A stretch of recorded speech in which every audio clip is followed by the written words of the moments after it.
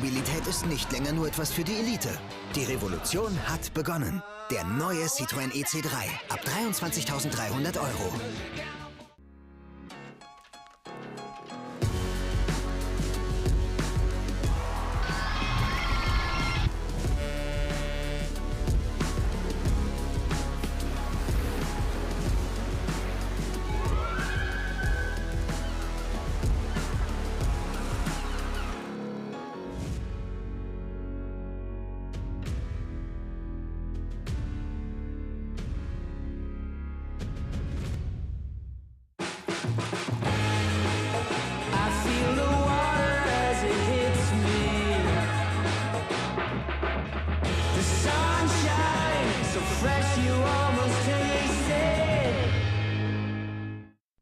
Neues von Ehrmann.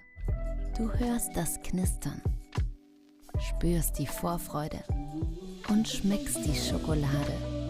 Großer Genuss ist Grand Dessert von Ehrmann. Keiner macht mich mehr an.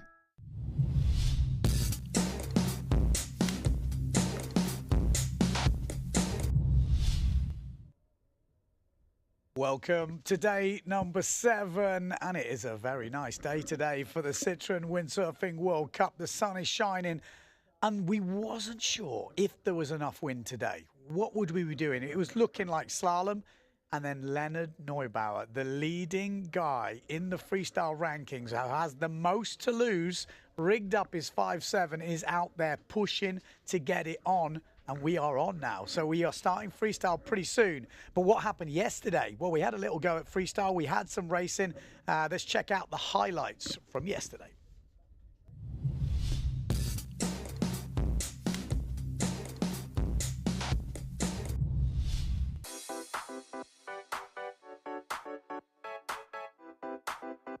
Welcome to day 6. It is super early. We've just had the skippers meeting for freestyle. And guess what? We are on, starting in a couple of minutes' time. For a change, I only bring my boom, but very important, I also got my upper light. So you do it, kids. Looks light, good for me. The old, what is it, clue first flacker? Yeah, exactly. I can go with my Toucan, clue first flacker with the skipper Chacho. That's good condition. 12 knots, flat. Perfect. Water style.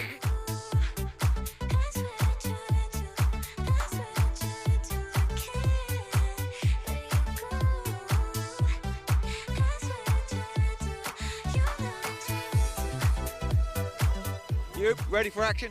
Ready for action, man. Let's go.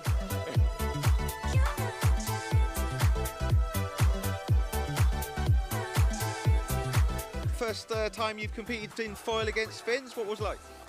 It's like in Tony Hawk, the skate game, the cheat code, you know, you put this little magic under your board and you fly.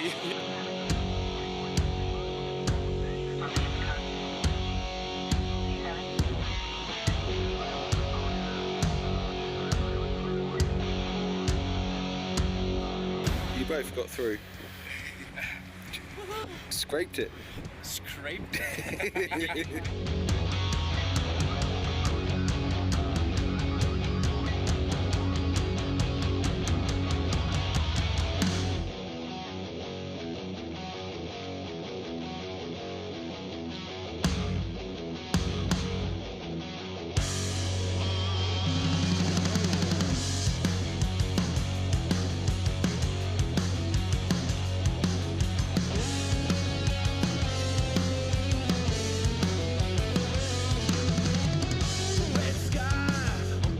And that's it. Unfortunately, the wind has dropped and the conditions are not good enough to run official competition. But you got to say, Bals Muller absolutely killing it with the foil style. The next call has been made, and it's Slalom.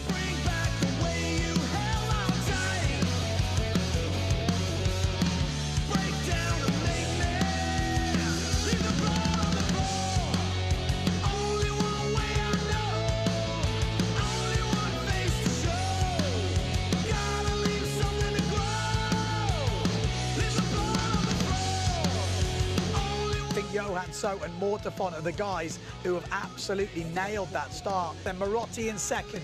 Mortefon, oh, just going inside Rakowski there. And the Croatian has definitely found some speed today. He could be a danger man as I say that. Thomas Goyer's not given up the fight though. I think he wants this. You just like the lighter winds, or you're on what the gears changed? No, there is no more seaweed, so I can use my settings that I've been training with, and I just didn't manage to find the settings the other days, and I was really upset about that. But it feels good to see that with normal conditions, I'm there. Johan So from Denmark will take the 6th elimination, extends his lead. Unbeatable, aren't you? Yeah, I was just sitting in the harness, the gears going by itself. Really nice. I had a good start compared to the others at least, so yeah, what can I say?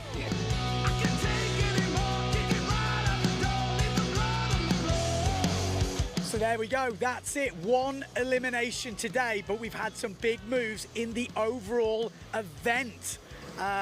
Who's are the big winners? Well, the big winners today, Johan So, he won that elimination. He's extended his lead at the top.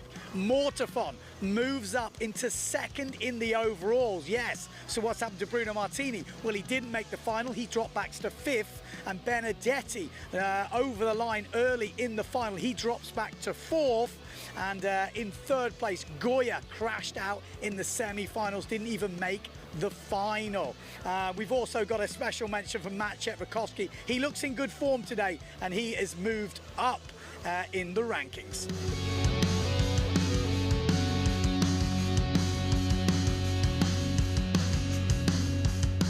And it is Justine Lemaitre is trying it, but she's have to go around the outside. She's going to find the inside here, get that slingshot as she pushes out the jibe. Quite a close race.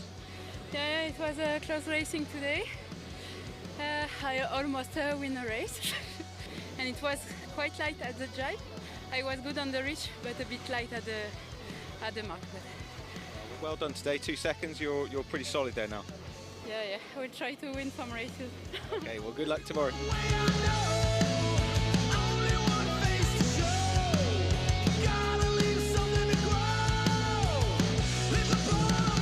Still shore break, no good. No, I don't like short breaks. 3 hours. In the women, more domination by Justine Lemaitre. She had some close racing today with Marion Mortefon.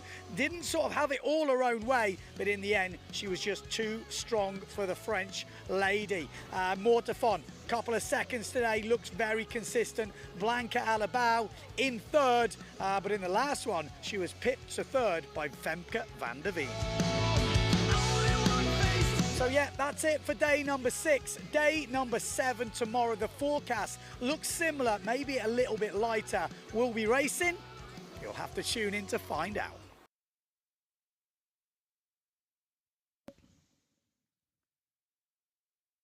So there we go. That is what happened yesterday. We had a little sample of the freestyle, and then obviously 1 elimination and then 2 in the women. We are now going to go into freestyle. So I've got an expert in racing sitting next to me. Maciej Rakowski in the house. How's it going, man? All good, all good. You're only in here because it's warmer in here, isn't it? Yes. And it's still not that warm in here. I'm fully using the situation. No, but I actually really enjoyed watching the freestyle in my bed yesterday, and watching Baltz on the foil, and watching, I don't know, there was like more variety in the light winds. Like you can see different moves. You know, Fuerte, they were doing like a routine. Yeah. While here it's more like freestyle. Yeah. You know, it's like interesting you they say need that. to adapt, and they need to maybe do moves that they haven't done in a while because they don't actually sail in so light. And I don't know, it was cool. It was cool to watch in a way. I know it must be hard to compete and maybe frustrating for some guys that are like really purists, you know. But at the same time, it's something different and it's something cool. Yeah, I agree. It's definitely interesting to see. And I was saying this yesterday. It's like, okay, it's light, but we're seeing different people using different skills, and we're seeing different moves. And I know for the hardcore freestylers, like, yeah, but we can do way better stuff. And you're like, well, yeah, but it's adapting to what conditions we've got. And as I said, when we open the show today, and I'm going to get your thoughts on this, Leonard Neubauer. The guy is leading the world title race. If we don't compete here, he's world champion. but he's the first guy on the water every day. Today, he puts his biggest sail, he's 5'7", and he's put a shorty on, and he's gone out there and he's made it happen. I love everything except the shorty. Yeah, exactly. Mate, you're gonna get how you call it, like hypothermia? No, but the thing for the joints, that the joints get cold after a while when you're in your 30s and 40s and 50s. That's crazy. Like a shorty, it's cold. I feel like it's cold there. The wind chill. Wearing gloves. And you're from Poland. Like, Yeah. I know it's not all cold in Poland, but the winter's blimmin' cold. You're used to the cold. It is cold. Like, the wind chill is crazy. Was he doing that for weight? No, What's the crack here? my guess is that they have all the wetsuits in the equipment tent, and probably all his wetsuits were wet.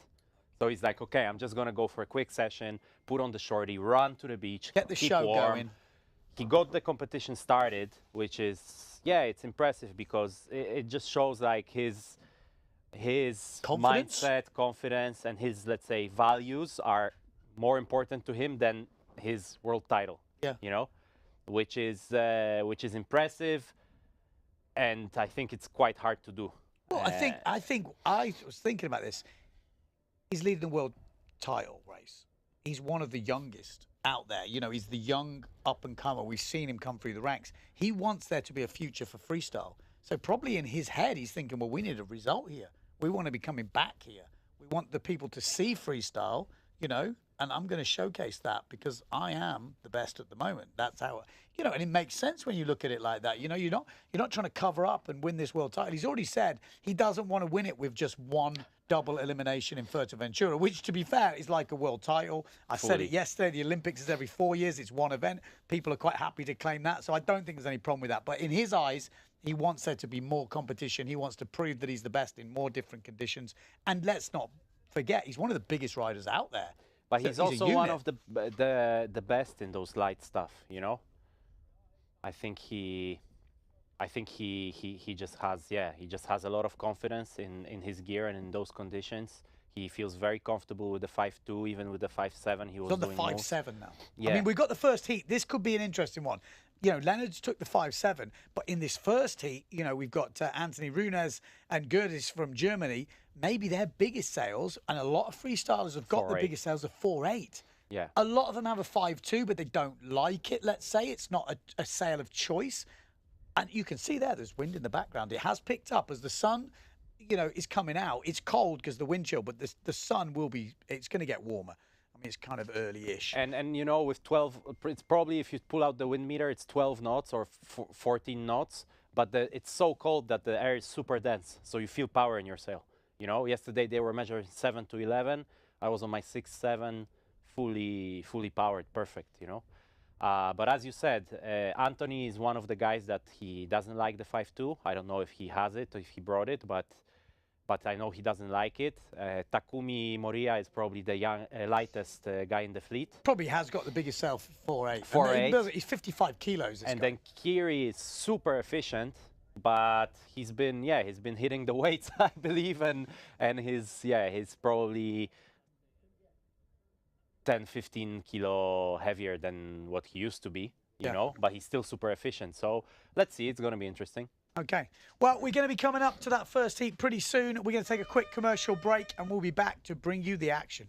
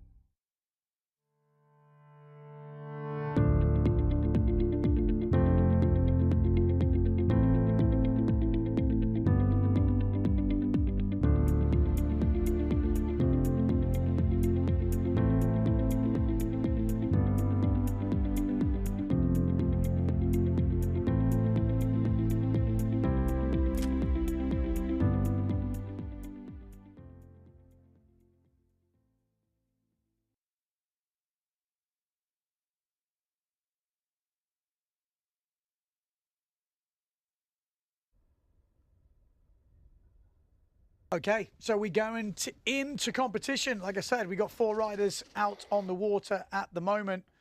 We'll be going into some freestyle action. How is the format looking at the moment? Well, we got a 9-minute heat with the best 3 moves from 7. So you can try a maximum 7 moves on each tack with the best 3 counting. There's a 3-minute transition in between each heat. And that's it. Yeah, we're going to go be in with freestyle. So we'll see if we can see what sail size they're on. That doesn't look big, though, does it? No, that looks like a, what is he doing? Is he like shaking his hands to get warmer? Oh no, they're just talking. Yeah, that looks like a 4.8, definitely. Yeah. That's Anthony Runes. And actually the board looks tiny too. Yeah. It's like a 90 liter, probably. Yeah, some of them, they even say like 5.2 is not freestyle. But I don't know. I love to see the old school moves. I love to see the... I mean, let's be honest. Freestyle was invented for the show, for competitions. Correct me if I'm wrong, but I think it was in Austria back in the... I remember days, Josh Stone in one of the movies saying... Actually, Fuerteventura maybe was the first one. Saying like, we got sick of watching the racers go into the middle of the lake. Yeah, okay. And it was, I think he was mentioning like King of the Lake in Garda, you know? Yeah. And I remember the guys competing there on 8 meters, you know, 1-to-1. Yeah, for the show. Like Yeah. him doing willy skippers up the beach and, you know, this sort of stuff. So, yeah, it's interesting. I mean, it's a long But they time look ago. powered, though. Yeah. So, no, I think that conversation, we can put it on ice. Kulo, kick things off from Anthony Runes. And again, they're not going to be full planing all the time. It's just about getting the power down, busting out the move, and then carrying on with your heat. You only need 3 moves on each tack. That's why it's a 9-minute heat. You know, in places like Fuerteventura, we saw 7-minute heats and stuff like this. So there's an extra couple of minutes. And these guys are so good. Yesterday, I swear I saw somebody do a culo non-planing. Like, Yeah. he pumped twice, got in the straps. I think it might have been Takumi. He kind of just... Oh, nice off the wave. A little underpowered. I mean, still making it count, and that is the difference. This is Takumi from Japan. What's he got for us? One of the up-and-coming talents. Nice. Gosh. So Kulo seems to be the move of the day right now. Obviously, the live scoring is on there. We've had 2 Kulos from Anthony Runes.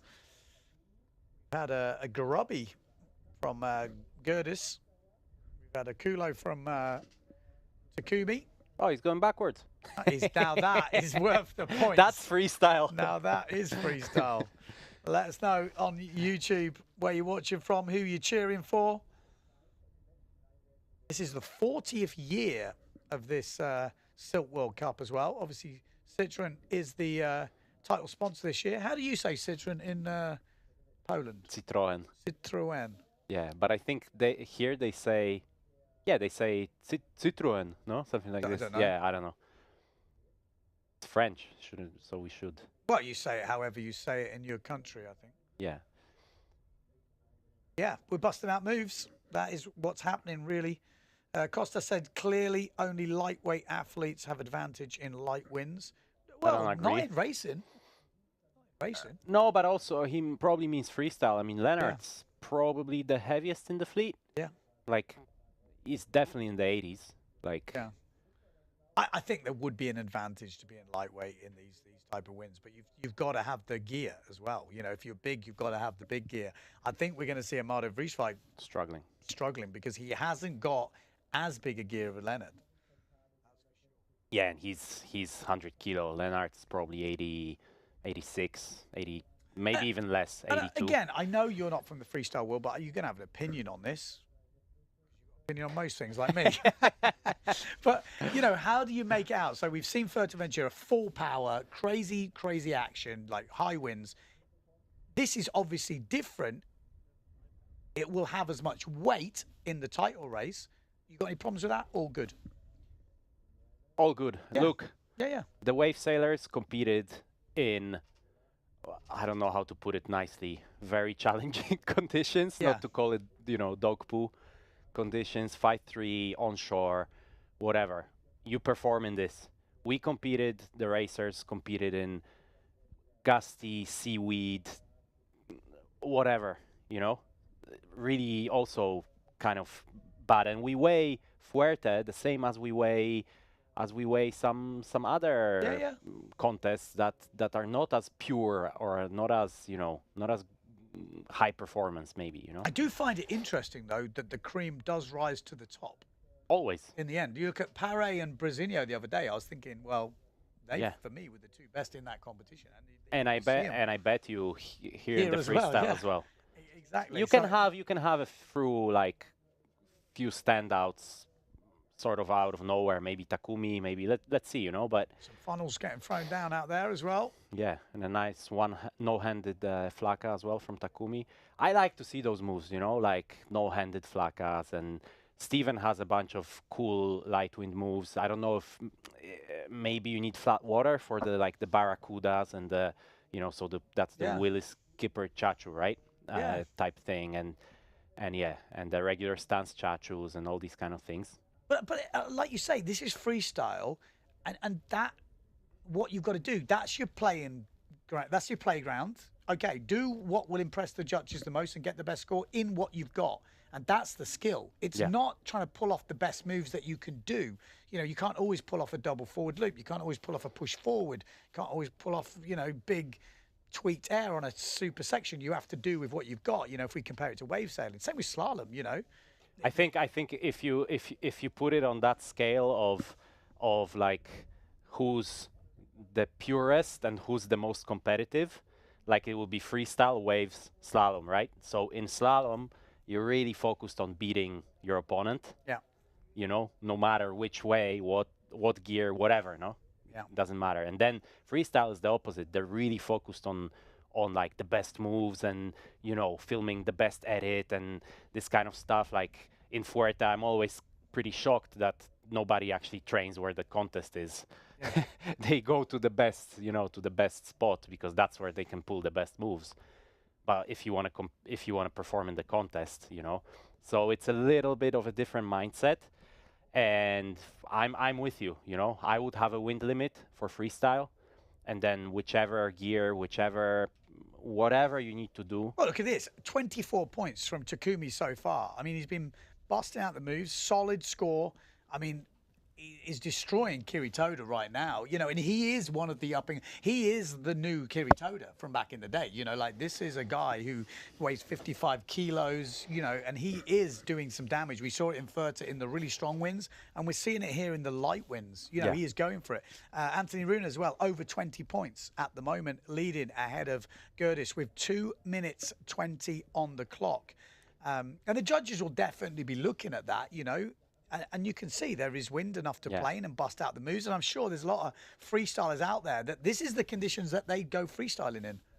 Pretty sure. This is the conditions I go freestyling in.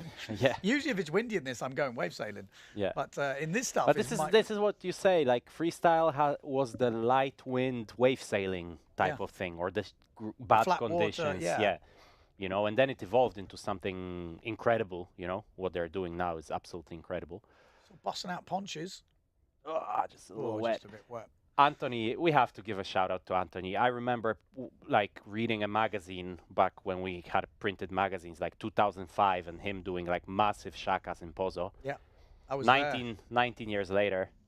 He's mad, still here. It's mad. I was thinking the same thing the other day. He was a small kid, long hair, and he was doing these huge shakas back then. And I just remember thinking, wow, he is still going. And he's still getting podiums and stuff like this. It's like great. it's so impressive. So 1 minute 15 on the clock. We've got two really clear leaders at the moment. Anthony Runes on 20 points. Gerdes back a bit, and then we've got Takumi as well from Japan, 24 points. Kiritoda on 10.9. So a real clear difference. I mean, for the judges, this is counting all day long. There's such a clear difference. We're seeing moves. Everyone's filled the score sheet. Yeah, the wind has dropped a little bit, but they're still planing. So, yeah, that's going to count for sure. There you go. That's the trademark shaka. And like I said, for these guys, it might seem that they're not being able to pull off their big moves. But for me, I'm looking at shakas in these conditions. You're looking at stuff, and you just got to put together a solid heat. And it will be interesting when the heats get closer. Because at the moment, we're seeing really clear differences. But nice bob, one-handed air bob. I mean, I'd love to do like 3 of those moves in my best. Yeah.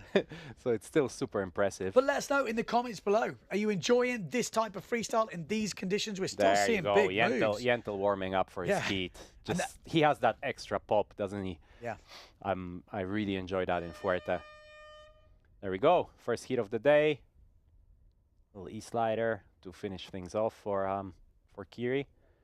Got Philip saying greetings to Russia. I was going to say, didn't think he was Russian. Not too cold there.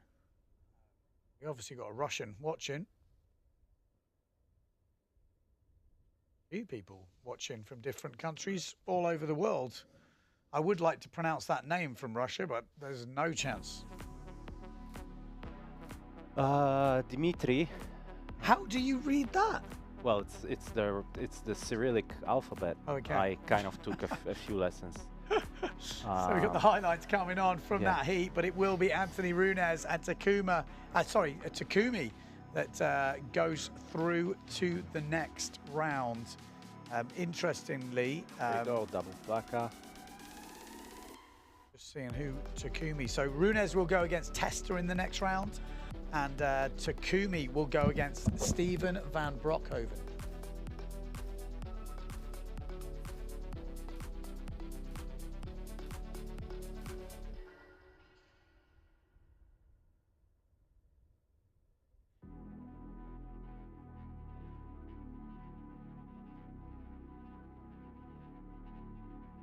Okay, so yeah, highlights are on at the moment.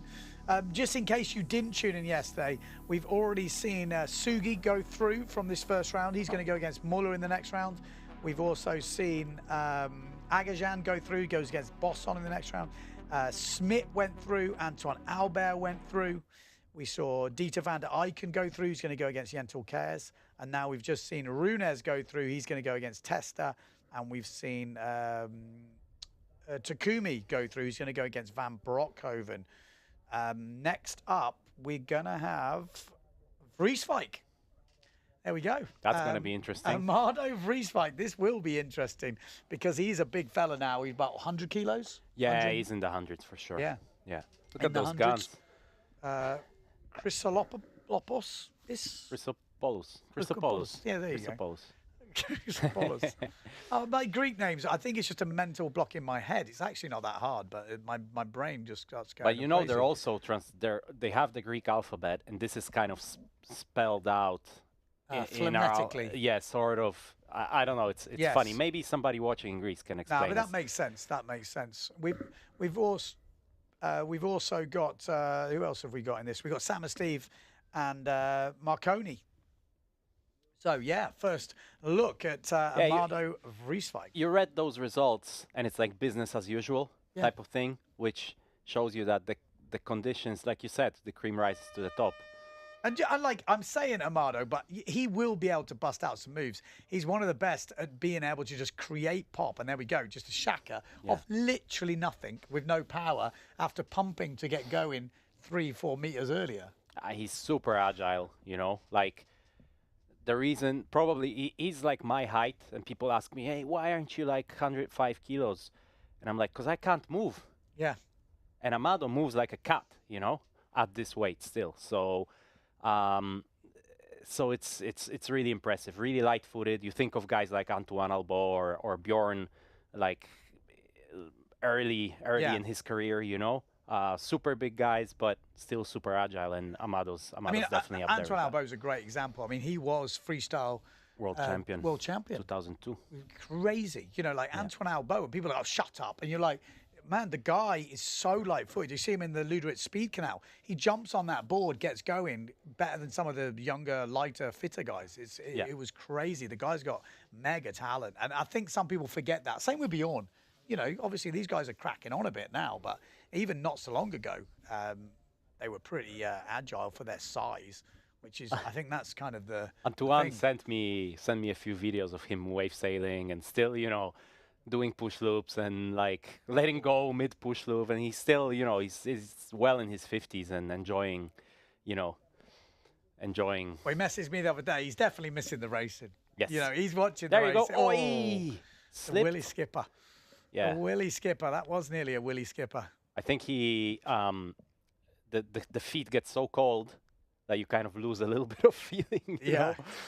So it's probably easy to slip. And the wind definitely dropped a little bit on the inside. Looks still windy outside and upwind, but. Well, Chrysopoulos has got a Kulo in the bag. We've got Amada Vrieswijk with that Shaka at the front. So Chrysopoulos is actually leading this heat at the moment. Gonna be funnel. Yeah, Ooh, just got caught on the top of that one. He's obviously been hanging out with Leonard Neubauer, so good company. As the keenness rubbed off, and I do think that, and I've happened to me quite a few times in my windsurf career. When you're hanging out with people who are better than you, you get better and keener. You get dragged along. Yeah, you know, definitely. And the guys have got some skills, that's for sure. On the other side of the draw at the moment, Marconi leading with a Kulo 4.4 and a Shaka 2.1. So Sam and Steve under a bit of pressure early on. Yeah, Sam from the south of France definitely loves the wind, and he's one of in like good conditions. He's one of the best pulling, you know, triple moves and. We got to tell with the boys both on Neil Pride. Yeah, that's Marconi. The tricky thing I think in this is also like you're pumping, you're barely going, and if you attempt a move, you only have 7 tries. Oh, goes down on the flacker. He's frustrated. Yeah, when that frustration starts to sink in. 5 minutes 40 on the clock. At the moment, Amada Vrieswijk is actually leading, both on 5.2 points each. And you know, Vrieswijk has to stay in control. It's like the waves. I was telling this to Sarah Keat the other day and stuff. It's like, when you're having a bad heat, just keep going, because you don't know what the other person is doing, you know. And the chances are, Sarah, if you're having a bad heat, they're probably having a bad heat, because it's not easy. Yeah. You know, and that's the mental side of it. And freestyle will be the same. If you're used to pulling off all these big moves, and you're having to go back to almost basics and some of the stuff that you haven't done for a while, it doesn't mean you're not having a good heat. Yeah, you might feel a little bit, you know, retarded, for lack of a better word, but then everybody's on the same level. And Sam, interestingly, he's on Jentel Kerr's sail. That's Chrysopoulos, sorry.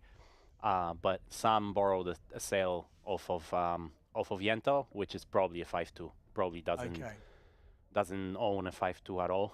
Does look like it might have dropped. Difficult to tell from here, but I'm going to have a quick look out the window. I mean, if I look out the window, it does look a little bit lighter now compared to what it was before. It kind of, when that sun came up before and it started to heat up a little bit, it definitely picked up a little bit. There was a kind of a boost that came through, which coincided with Leonard coming out. And actually, we've just heard the cancellation hooter. Let us know what you think. You know, is it interesting watching this type of freestyle? Would you prefer it's on cold? Do you actually what is the actual wind speed? There is a tower. There's basically a tower which is quite a long way out to sea, so it's not exactly accurate in terms of what we would be getting on the inside here, but it gives you a benchmark how it is. 12 knots average on the tower. Yeah, with a gust of 19 knots. Yeah, so that's what it is. Yeah, probably. We are seeing a little bit. And if you add the fact that it's probably 11 degrees, so the wind's pretty dense, you know, it's probably feels like 16, 18 knots in a warm place. Chrysopoulos. Well, we've definitely had the sun this week, huh? Yeah, it's been a good week. Let's be honest. It's been a very good week. I only been soaked once. Yeah, Sylt this time of year, or just not Sylt, but Northern Europe this time of year. All bets are off. You don't know what you're going to get. Yeah. We've had absolute wall-to-wall sunshine sometimes this week in Sylt, and we've also had the exact opposite of that. And the week before, looking at the forecast for this week, it was not looking like sun, but there was a bit more wind on the forecast, and we have had a bit of changing around. I remember hail here one year. Yeah. I remember the Bonaire boys ice from the sky. What's going on? So so it's definitely been not too bad. The Friday was epic, probably my best wave session of the year. which might be a little bit sad, but Yeah. but it was but really that fun. day before the comp, though, it was the first day of the registration day. Yeah. You know, a lot of people complained about that, and it's like, well, there's 100 and something competitors. You've got to get the sales sponsors, the stickers, they've got the opening ceremony, they've got all these things. And if there is zero wind or zero chance for the whole week, yes, they will move mountains to make it happen, and because they have to. But with the forecast they had, they know they're going to get action, they're going to get a lot of the stuff that they want, so it's very difficult to do it. The schedule is the schedule, you know, and you book. I think the judges arrived like in the middle of the day on that day. Yeah. You know, that's kind of a day before the contest. Only the judge. It just called day one, so it confused everyone. Because Yeah, it's everyone's actually like, day "Oh." zero. It's Yeah, not day one. It's not even day one. It's You the know? day before the Yeah. contest. We shouldn't really advertise it as a day, I think. It Yeah. should, because then that's what causes the confusion, and that's what I've seen. You know, online people going, "Oh my God, they should have done it." And it's like, well, it's not really a day. It's like saying you should have started the Formula One the day before that it's meant. It's Yeah. like everyone's turned up. They're like, "What happened?" You go, "Oh, we did it yesterday. It was really nice. You missed it." Yeah. So you can't really do it.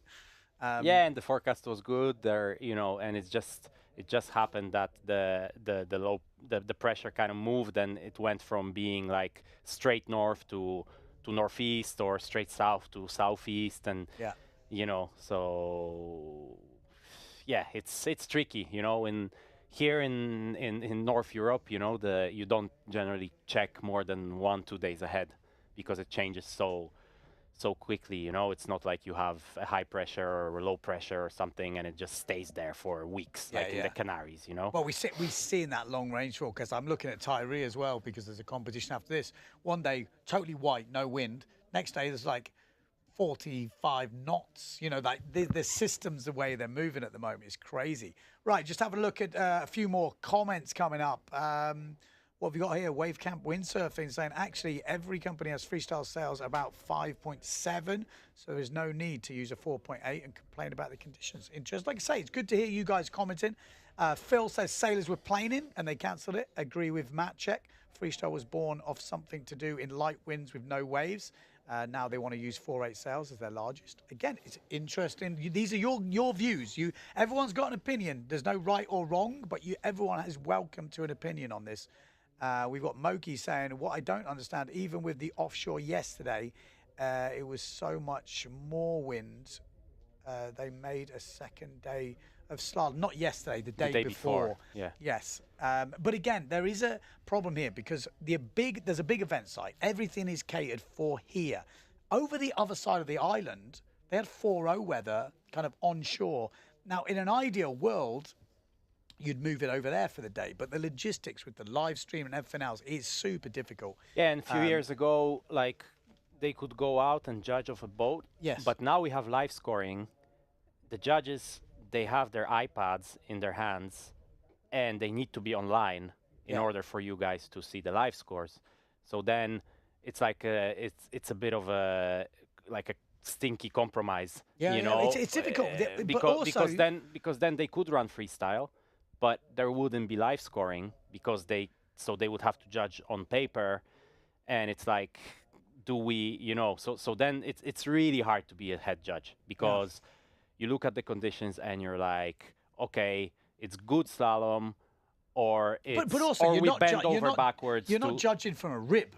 You know, they would have to book a whole massive boat which has got, you know, livable conditions, because they're going to be out there for 3 hours. You know, you're judging out there. You need to have you need to be in a place where you can actually judge. The boat can't be moving around, because you've got to be able to see the whole course area. So it's not as simple as just doing that. You know, there was talk of judging from drones, but this is also a problem, because if one drone's higher than the other drone, or one drone misses something, or, you know, something happens like that, which could happen. I don't think it would do with these guys, but it could happen. Then there's going to be complaints about that, and it is very difficult. So it's not as simple as we think. I think for me, you know, hindsight's a wonderful thing, because the forecast did change as well. Yesterday's forecast dropped, but you could see yesterday's direction and today's direction is a much better direction. And again, things are changing all the time. So you make decisions which you have to base off a forecast, and the forecast actually looked like it was good. And even the last day, Sunday, was looking good. I don't know how it's looking now. I haven't checked today, but that has been moving as well. The day before I arrived, I was like, when are we going to race? Yeah, it looks I like thought the same waves thing. and freestyle all week long, Yeah. you know? But yeah, back to the big sales with freestyle. It's a choice where we want the sport to go, right? If we want to have more freestyle events in more places, then maybe we shouldn't cancel heats like this, because then you're going to force the riders to be on bigger gear, you know? I think. But I can understand the other side as well, because I also I don't like to race in 9.0 pumping where I feel I can't take an alternative line, I can't overtake, I can't, you know, and seaweed. I don't like to race in that, right? But as so it's a matter of perspective. When you're in it, you get a little bit more of a purist. You become a bit more of a purist. But do you have to like it? Well, in order to perform, you have to like it, yes. Yeah, but that's what I mean. So we do it because we like what's it. really interesting, like, I'll just touch on the freestyle before I go into, well, actually, let's just clear up the racing. So for the racing, for me, media-wise, the guys at home, we've been watching the racing. You've seen it. It's been epic. It's been really good. I go out of this booth, which is my own little, like, cocoon from the rest of the world. I go out at the end of the day thinking everyone's like going to be made up, happy. It was like, whoa, the water feels thicker, because it's not seaweed. It's like, it's algae, like a heavy water which is pulling it's the like foil massive down. plankton, basically, like pieces. I don't know. Which just means everyone's going 3-4 slower. So it's a bit like yes. the freestylers out there now. They're not able to perform to their best, so everyone feels like it's bad. Is it bad? That's again a personal opinion. The complaints but the were, racing is the same. yeah. But we're seeing, as I said before, media-wise, from what we're seeing, looks epic. Like, I'm coming in going, some epic races, some great, great No, I fights think and what we stuff like complained this. about, what we really complained about, was the fact that we were not given the time to adjust, because we were racing so far out that you were going on one setting and then you were stuck with it and those settings were not the settings we trained on, because I used more power on my foil than I used on 7.7, but I was on 5.7 with the wind. So people didn't really go out way before the competition. Like, I can honestly say this. Johan, who is doing pretty good here, he was the first out today, rigging up, getting, like, he's first. Yesterday, first on the water, sailed the course. Because I also heard people complaining about that finish line being wrong. He sailed the course. The guy is like, and no, again, I'm using him as an everybody example. sailed the course, but No, the first day, I went out 35 minutes before my heat, and I didn't manage to get back in. My mistake. Yeah. But, you know, you have a certain standard in mind, which normally you go out 15 minutes before your heat, and you still have a chance to adjust. And we live or die on those adjustments, on those. Yeah. And then the conditions change also. Throughout the day, it became more seaweedy and more windy. So actually you were going down with the sail size, but up with the foil power. So it's... But I'm not questioning that, because I know it's hard. And that's almost like why the guy in the end becomes the world champion. The guy who can overcome all these obstacles, because it was the same for everyone. You know, it's not like, and some people's settings maybe are better, some people adjusted better. Again, there's different ways of looking at it, and you're thinking, well, the guys are very consistent. Even when there was less weed yesterday, the guy at the top was still at the top, I don't think... Mortefon's there, Johan So's there, Goya's there, We need to separate two things. Complaining about the conditions or the format does not take away from the guys that perform the best, because Johan performed the best here. Yeah. He starts the most consistent, he races the smartest, and he's either one of the fastest or the fastest. Yeah. So that doesn't take. It's like my. But that's what I mean. It's so like then it's like we're talking about IQ foil, how bad it is a lot of the times. Like the Olympics, they were unwatchable, right? Yes. They were horrible. I would agree with that. But it does not take away from the athletes. No. We need to separate those two things. I They're haven't made a amazing video. athletes. I'm going to say I haven't made a video about the Olympics because of that. Because I didn't want to disrespect the stuff. Because there's a lot of things that I would like to talk about. I'm leaving it a bit of time because I've got to go into it because it needs to be talked about. Like, yeah, that's we our need, showcase we for need the to world. put the Olympics that were going on same time as Fuerte. Yeah. put it side by side and like let people see that just because something is Olympic or just because something has the bigger spotlight on it doesn't mean it's better or that it deserves it or whatever, you know. But again, it doesn't take away from the athletes. They're amazing athletes. They deserve their spots, their places. Even this argument with the medal races and stuff, you know. Yeah, whatever. You have to deliver. You have to do what the format suggests. So I think many times, I also, I don't hold back. I say my thing, but people sometimes interpret it that that I would be killing, that I would be, I'm the same. I'm a commentator. I talk about a lot of things, and people get it wrong that I am saying I could do better. Well, I'm not like, well, no. But what do you want me to do in the commentary booth? Someone said yesterday, how you don't give your opinion on jibing when you can't do it yourself. I'm like, well, I can actually, but, not to this level. But I do understand racing. I do understand foiling. I can foil. Can I foil to this guy's level? No, of course I can't. But I can still understand the way things are doing. And it is annoying for these guys probably sometimes to hear me say stuff and think, well, you get out there and you do it. But it's like, if you look at any commentary, if you have a commentator that just never says anything, never has opinions on things, you will not enjoy it. Trust me. You've got to have an opinion, right or wrongly. And I think that's the way the world should be at the moment. There's so many people that you can have opinions. It doesn't mean you're right or wrong, but you can have opinions, and we're setting up a discussion. And that leads us into what we're doing now. We're on hold with freestyle. I spoke to a few freestylers earlier, and one was saying, one of the guys on the board was like, what we need to offer as freestyle is a package where we can be doing something no matter what the wind. So they're saying above, let's say, 15 knots or 18 knots or whatever it is, we do normal freestyle. Below that, we do foil freestyle, and below that, we do towing. So whatever the organizer, and the prize money would go to whichever discipline has the first result, or its percentage split, depending on what they decide. So the organizers have to pay more money, but the freestylers give the organizer what they need.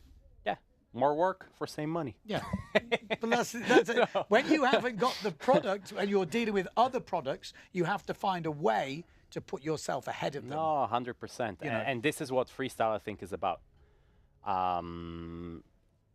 Yeah, I think this is what freestyle is about. Like, this is what it was invented for. And if it's, as you say, if it's foil or if it's towing, whether we should split the foil with the fin, I don't know. It looks like similar moves, but now there is maybe starting to be different moves on foil, like this Cono Diablo. I'm not sure if it's possible on fin.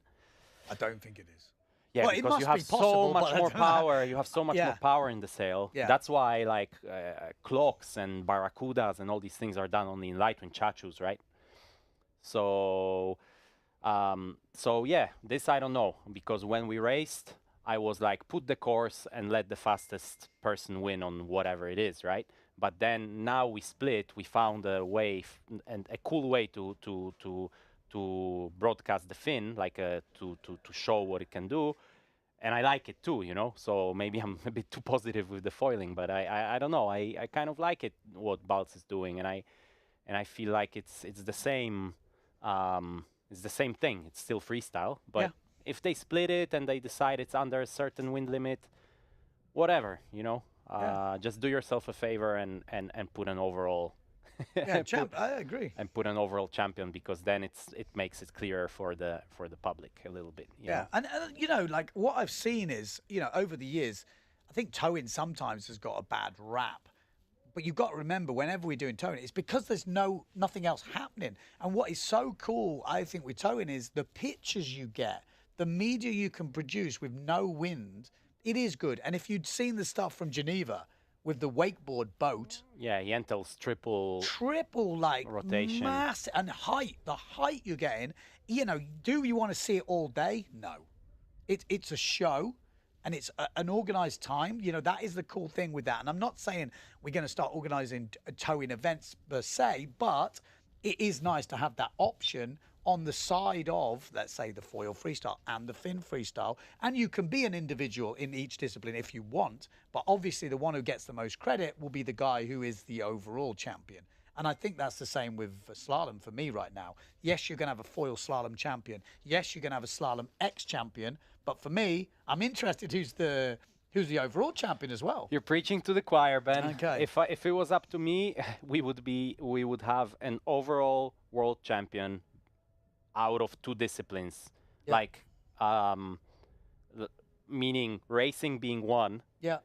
and then like I would count racing and waves, Yeah. for example, you know.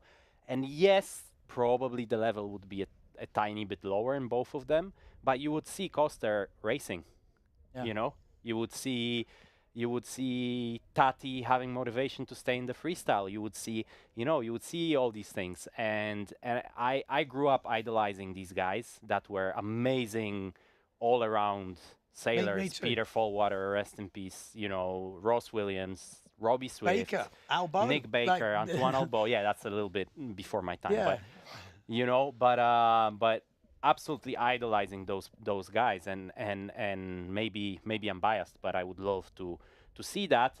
And you see some of the slalom sailors rip in waves. A lot of the freestylers rip in waves. Yeah.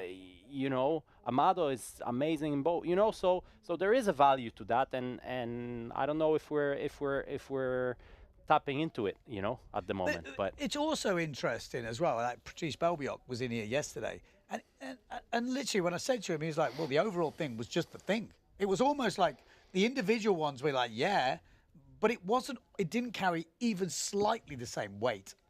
Like it almost didn't get remembered. yeah, It's the, like the problem is it's overall was quite the big hard one. to go back. Yes, I'd agree. Because it became, you unleashed the sport by canceling the overall, right? Because what I wouldn't want the wave competition to go back to, with all due respect to Patrice. When he won, you probably did, you know, a forward, a back loop, and some straight wave rides, you know, no tricks, no not, you know what I mean? And now you have guys doing doubles with 5-6. When you watch some of those old videos, you'd be surprised the moves those boys were doing on the gear that they're on. It's like, it's pretty insane. Like some of the stuff was really cool, like table forwards. I think there were exactly Steve Allen from Steve back Allen, in but the also day. Francisco. Francisco was doing like really tweaked out into sort of a cheese roll. That was really cool. Windsurfing is cool, man. Yeah, look at the amount of stuff. We were just talking about Yentl doing a freaking 1080, basically a 1080 flip. The other day, Marino, if you think about like wider terms, he did a back flip, a push loop, stopped the rotation, and did a front flip. Yeah. Which sport can do that? You know? Nah, it's insane. And then that same exact sport, you go, and the guys are, you know, going 35 knots down the first reach, racing centimeters, you know, next to each other, and then jibing, fully in control, and like on the edge of control, full on racing sport. Yeah. You know, and it's just it's the best sport in the world, isn't it? I agree. I'm a little bit biased, and probably you are too, but I genuinely believe that. I'm just looking up wind at the moment. There's a few people still, you know, planing around. But have your say. I'm just looking at YouTube. There is definitely a few comments coming in. What have we got here? We got Cone saying in the background, someone is absolutely killing it. Yeah. That's Baltz. That was Baltz on the foil doing. He Baltz. did a double culo. 14 knots, that's perfect for foil racing. Let's go. I mean, there's definitely a lot of racing fans out there. I think that is picking up. I mean, how windy was it yesterday for your racing? 6-7 weather. Yeah, so what's that like? I'm the same. I don't even know knots anymore. I just know what sail size weather it is, which sounds They were ridiculous, measuring 7 to 15, Yeah, but it's okay, so well- cold and so dense that actually like... You were on smaller sail than you Yeah, probably on the final I could be on my 7-7, but I was on my 6-7 and still could get around the course, you know, so it's, but on the semi and the first round it was windy. It was proper windy. We got a big afro coming in. Afro in the house.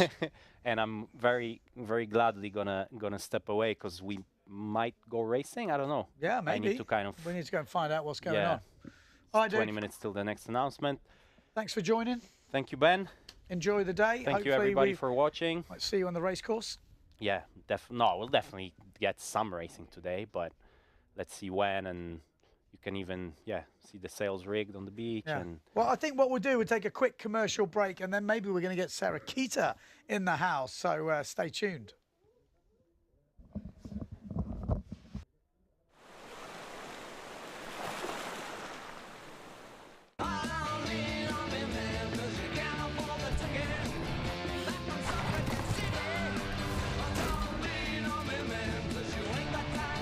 Elektromobilität ist nicht länger nur etwas für die Elite.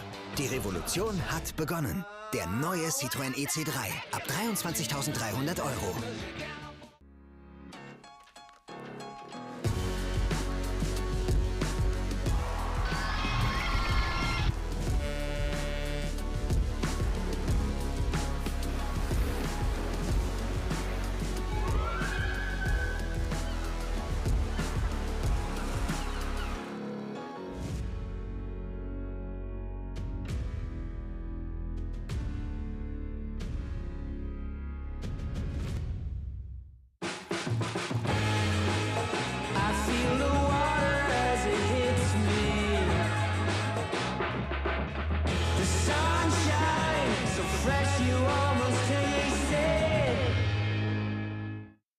Neues von Ehrmann. Du hörst das Knistern, spürst die Vorfreude und schmeckst die Schokolade. Großer Genuss ist Grand Dessert von Ehrmann. Keiner macht mich mehr an.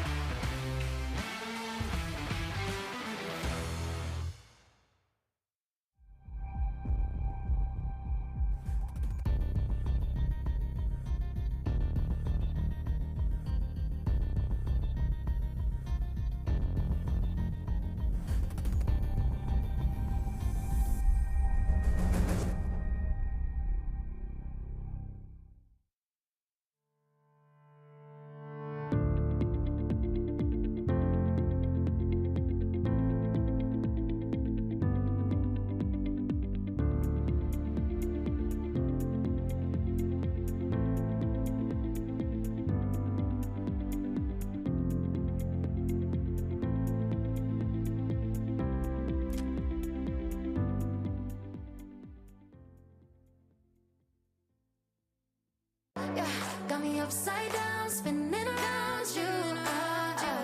Wanna taste the clouds, dance with them. Take a jump around your body.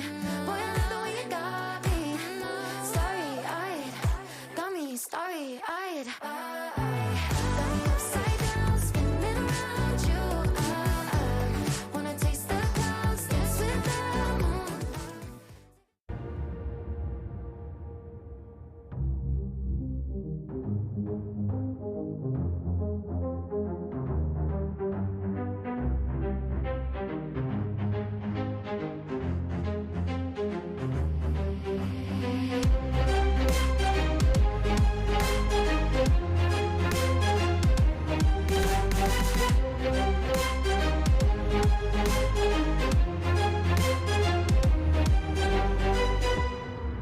Everything should end and begin at sunrise. And in between, there should be the sea, the food, the people, the music, the wind, love, and pleasure. I'm 42 years old, and this is my first sunrise. There are 1,000 reasons to come to Punta Cana to watch this sunrise, and 999 more. Taste the paradise. Taste Punta Cana.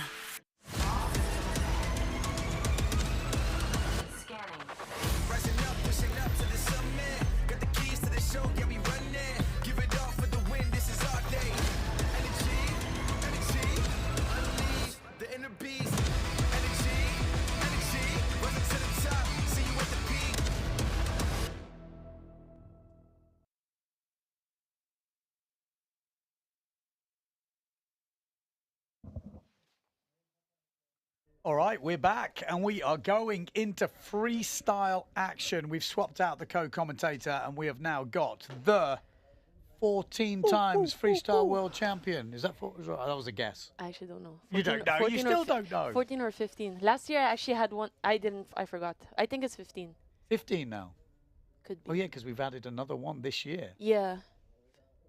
I need to give me a second. I'll let you know. I think it's 15. What's the goal?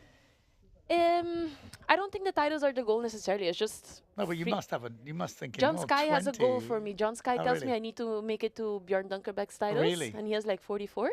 And he's been doing a bit of speed as well. He had he had overalls. Exactly. So I don't know how to calculate it exactly. You know, just single titles. You should be out there foiling then. Gosh. You know what? Yeah. Are you thinking about it? Yeah, if to collect more, no? You got to get busy. Oh man. You got to get busy. How many have you got overall? 24. That 24. I know. So yeah. 24. So yeah. How many slalom? I'm gonna say 5. I know I have 3 wave. So let's say 15 freestyle plus. It doesn't add up. World championships, world titles. Maybe 6 slalom. 6 slalom, 3 wave, 15 Is that including freestyle. the Super X? Slalom X? Yeah, including Slalom the Slalom X. This year? Yeah. Okay. Yeah. So 24 now this year? Yeah, should be.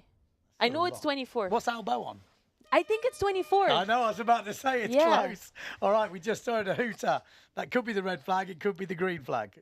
It's the red flag, okay. All right. So we're on. So what are we looking at? So you're level with Albo. Oh dear, Albo. You got to pull your finger out, mate. He's going to have to make a comeback. Yeah. Okay, let's have a look at who's in this first heat. We've got Marto Vrieswijk. We've got Chrysopoulos from Greece. We've got Sam Steve, and we've got Marconi from Italy. Know much about these riders? Actually, Marconi, I haven't seen much of his relatively new face to me. Busting out some moves, actually. Yeah. I've seen him busting out some good stuff on the duotone gear. He's on the duotone. Oh, okay. Yeah. Manolis, I've been sailing with him in Cape Town this year. Super happy guy, motivated. Amado, no idea who that is.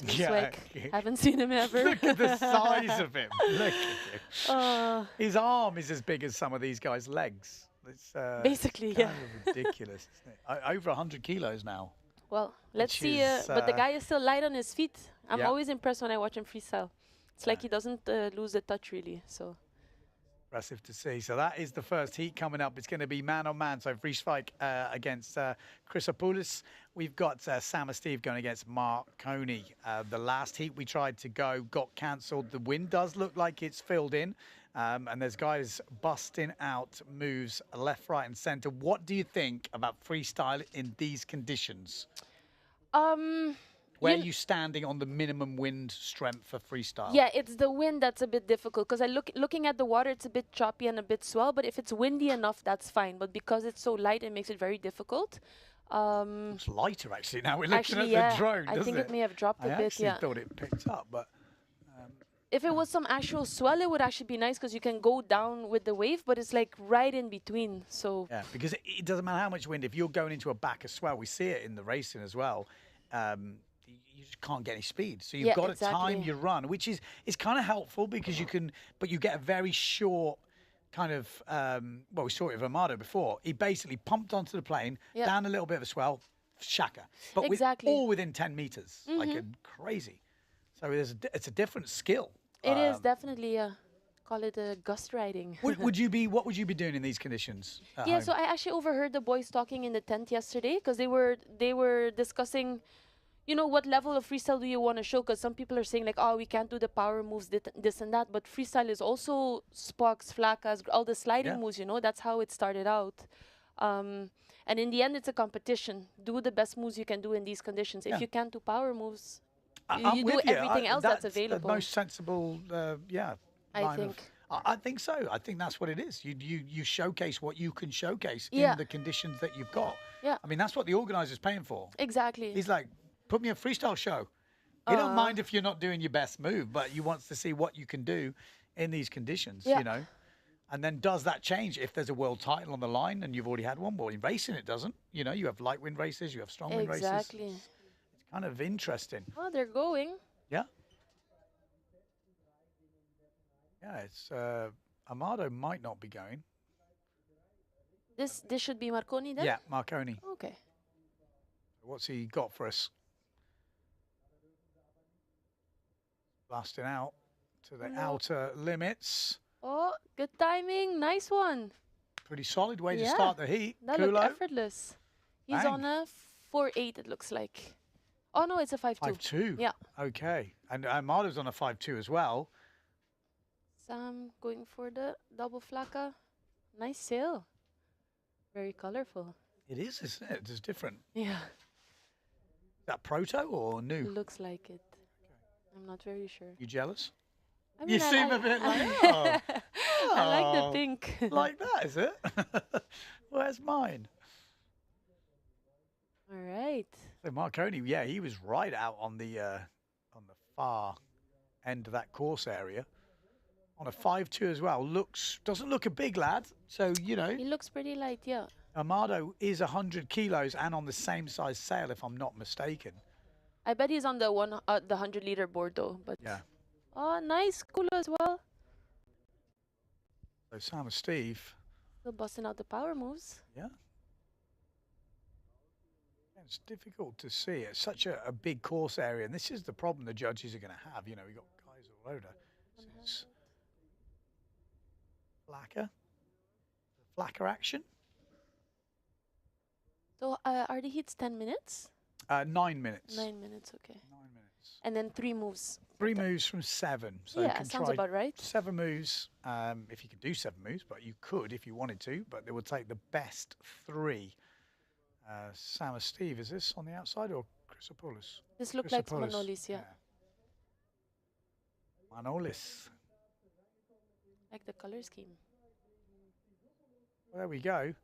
Mm. It's, yeah, like I said, people are interested to hear your thoughts. I mean, 15 times freestyle world champion. I think, you know, they can hear my opinions, but I think yours definitely count a bit more than mine. But I mean, this is definitely on the edge. What can we say? Yeah. What can we do? Can it decide a freestyle world title? I think it has in the past, and Yeah. it's pretty rough when it goes that way. But in the end, it's the overall best rider. Yeah. But right now, I would say it's just a bit on the edge. I mean, it's interesting for me to watch as an ex freestyler. I will call myself. Like, Yeah. I still can do a few moves. Chacho. I can still bust a few moves, but you know, it is interesting to see because I feel like it brings them down a level. So then I'm thinking, well, it brings them down a level. Is that good? Because I'm understanding the moves more. Everything's happening slower. Yeah. Everything's happening. Like I can learn stuff from this. I'm like, oh. So Okay, you see what they're doing now. Because it gets exaggerated. It's kind of interesting for me. I kind of like the fact that it takes you back to basics. Actually, you have to be a bit creative and do moves that you haven't done in a while or that you wouldn't think about doing. Yeah. Would you like to see in these conditions the format changed? So, let's say again back when I used to freestyle, Cheo Diaz, Kiritoda in his early years, busting out move after move with a bit more flow. Yeah. Because the power move stuff I like when it's windy because otherwise it's just crazy. It's just carnage out there. Yeah. But in this lighter stuff. I think I would love to reward the guy that can create some like overall impression as well somehow. In these conditions. Well, yeah, because it's harder. Like, but I know what you mean. But when you're pulling off one move every now and again, and it's not the high level moves, then it starts to become a bit like, well, then most people are going to do very similar things once we get to a level where they're, you know, like it's okay at the beginning because we've got quite big differences in level in that first round. So we've seen so far. Yeah. But I feel like when we have a very close heat, one Kulo, another Kulo, another Shaka, low level, not, you know, like I feel like that to judge that heat will be tricky. Oh, nice flaka. You know Shaka, what I mean? sorry. Whereas if you were like, right, you got to go now, pump into a grub. Again, I don't know. I'm not saying it's a good idea. For me personally, I understand that the judges, they only want to have one. They cancelled? Yeah, they for canceled. sure. I think I could see that coming. Man. But it's tough. I don't know if they can. I feel like I would if I was in charge of the competition. Forget everything else. I just want to see overall impression. I don't even want to write down anything. I almost just want to sit there and just watch. Again, not for a world championship, but as a because Yeah, saying but then that, it's very light. It's not even. They're not even playing it. but then you lose track, don't you? Like you kind of need to write down and bear in mind actually how difficult some moves are, because there are some people that are like super stylish and they have this extra flair, but maybe it's not But I like necessarily. that. Yeah, That's but what is I'm it? saying. Is it good to do that? No. But for me personally, as a spectator, Yeah, but so what are you judging on then? Like the person that puts on the best show, or Yeah. the person that's Yeah. actually performing the hardest moves? yeah, the show, the flow, Yeah. the show and the I flow. think it needs to be a mix, like right in Yeah. between. Yeah, yeah. Because I mean, but it is interesting, and it's interesting you say that, because some of the most technical moves, which are hard, don't look that great. yeah. You know, we see Exactly. that in a lot of sports as well. Yeah. But, you know, like, and again, windsurfing is a classic example. You bust out a forward loop, Yeah. playing in on a good day, and you bust out the most technical freestyle move, which is like slick as well, performed well. The crowd will be going for the forward loop. Yeah, definitely. You know, if you both come to the beach, they're going to the one who did the forward loop. That's true. Which is kind of heartbreaking when you've spent years trying to learn some of these moves. But guys, it's so hard what I did. Yeah. Yeah. Well, we're giving it a go, that's for sure.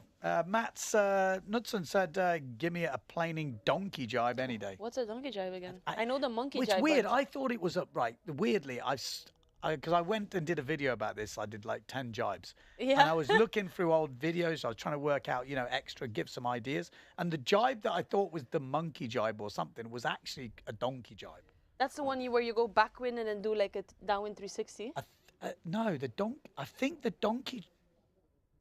What's a donkey jibe? I'm going to have to find out. But it wasn't what I thought it was. That's for Okay. sure. I actually didn't know there was a donkey jibe. Me But neither. what I thought was something else was actually apparently What called it- a donkey jibe, but that was going off the Trictionary. Oh, So okay, I see. that relies on the Trictionary being correct. Accurate, yeah. Okay. But I think it's when you go in front of the sail. You might be right. Yeah. Well, that's a monkey jibe. Yeah, but that's what I thought. Let me have a look. I'm going to do a quick bit of research here, just because we've got a bit of time. Donkey jibe. Here we go. Donkey jibe in the Pro Centre in Prazanisi. You're not going to see this, by the way, Yeah, but we're just, going to see it. Doing some research here. Well, I need to know. It's with the duck going into 360. Okay, so it's a clue first monkey jibe. Yeah, okay. Is that what it is? Okay, so we're hearing. Okay. It's a.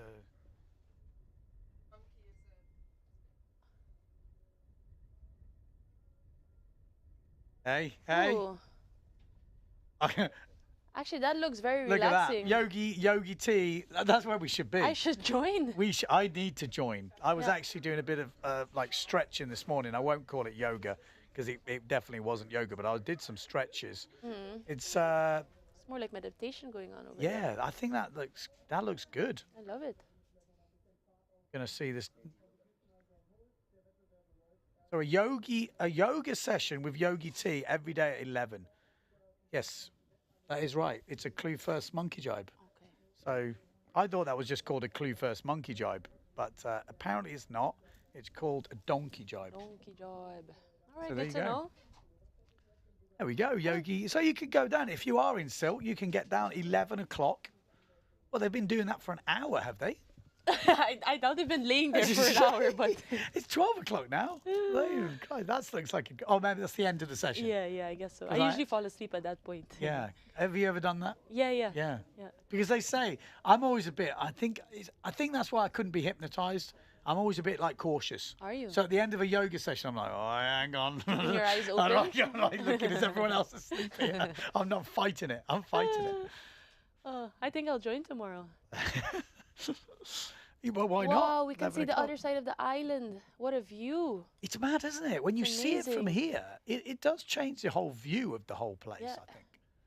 It's kind of crazy. Very narrow. How long you been coming here? Since 2007, first time. Yeah. It's a good stint. I think so. Yeah, it's been a good time. Every year has been pretty You cool. had good results here?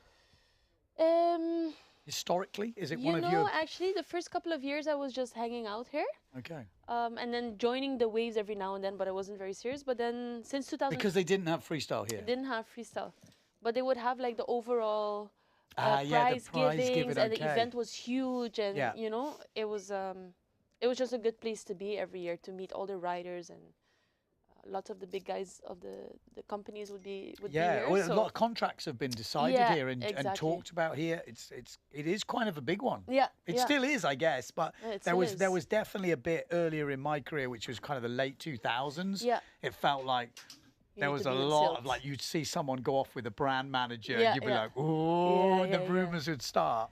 It was always pretty Yeah. funny, you know. Martin Bradner from Neil Pride JP was always well Mm. from JP was here, and he'd be tapping up the new talent. Yeah, You exactly. know, Sven Rasmussen, Starboard, would be like, oh, just come on over here, we'll have a coffee. And Things you'd were be like, going down hello. here. Hello. Yeah. There's been some interesting ones over the years. Definitely. I also remember like you know, there's also been some windless ones and like super nice weather and everything. And back in the day, we'd always have like a lot of fun events. No, Yeah. When supping was Yeah. just started, we had a lot of sup races. We would have this tow-in shows quite often. I even saw We did the photos of night the one. evening one. Yeah, that was The pretty night cool. one was crazy because there was waves as well. Yeah, it was yeah. like it was pretty hardcore, and they had this idea that they would like dress the whole sail up, and it didn't quite go to plan was at heavy, first. I It was think. heavy as Yeah. like hell, heavy as hell. And then they also did a tow in here in the waves the one year.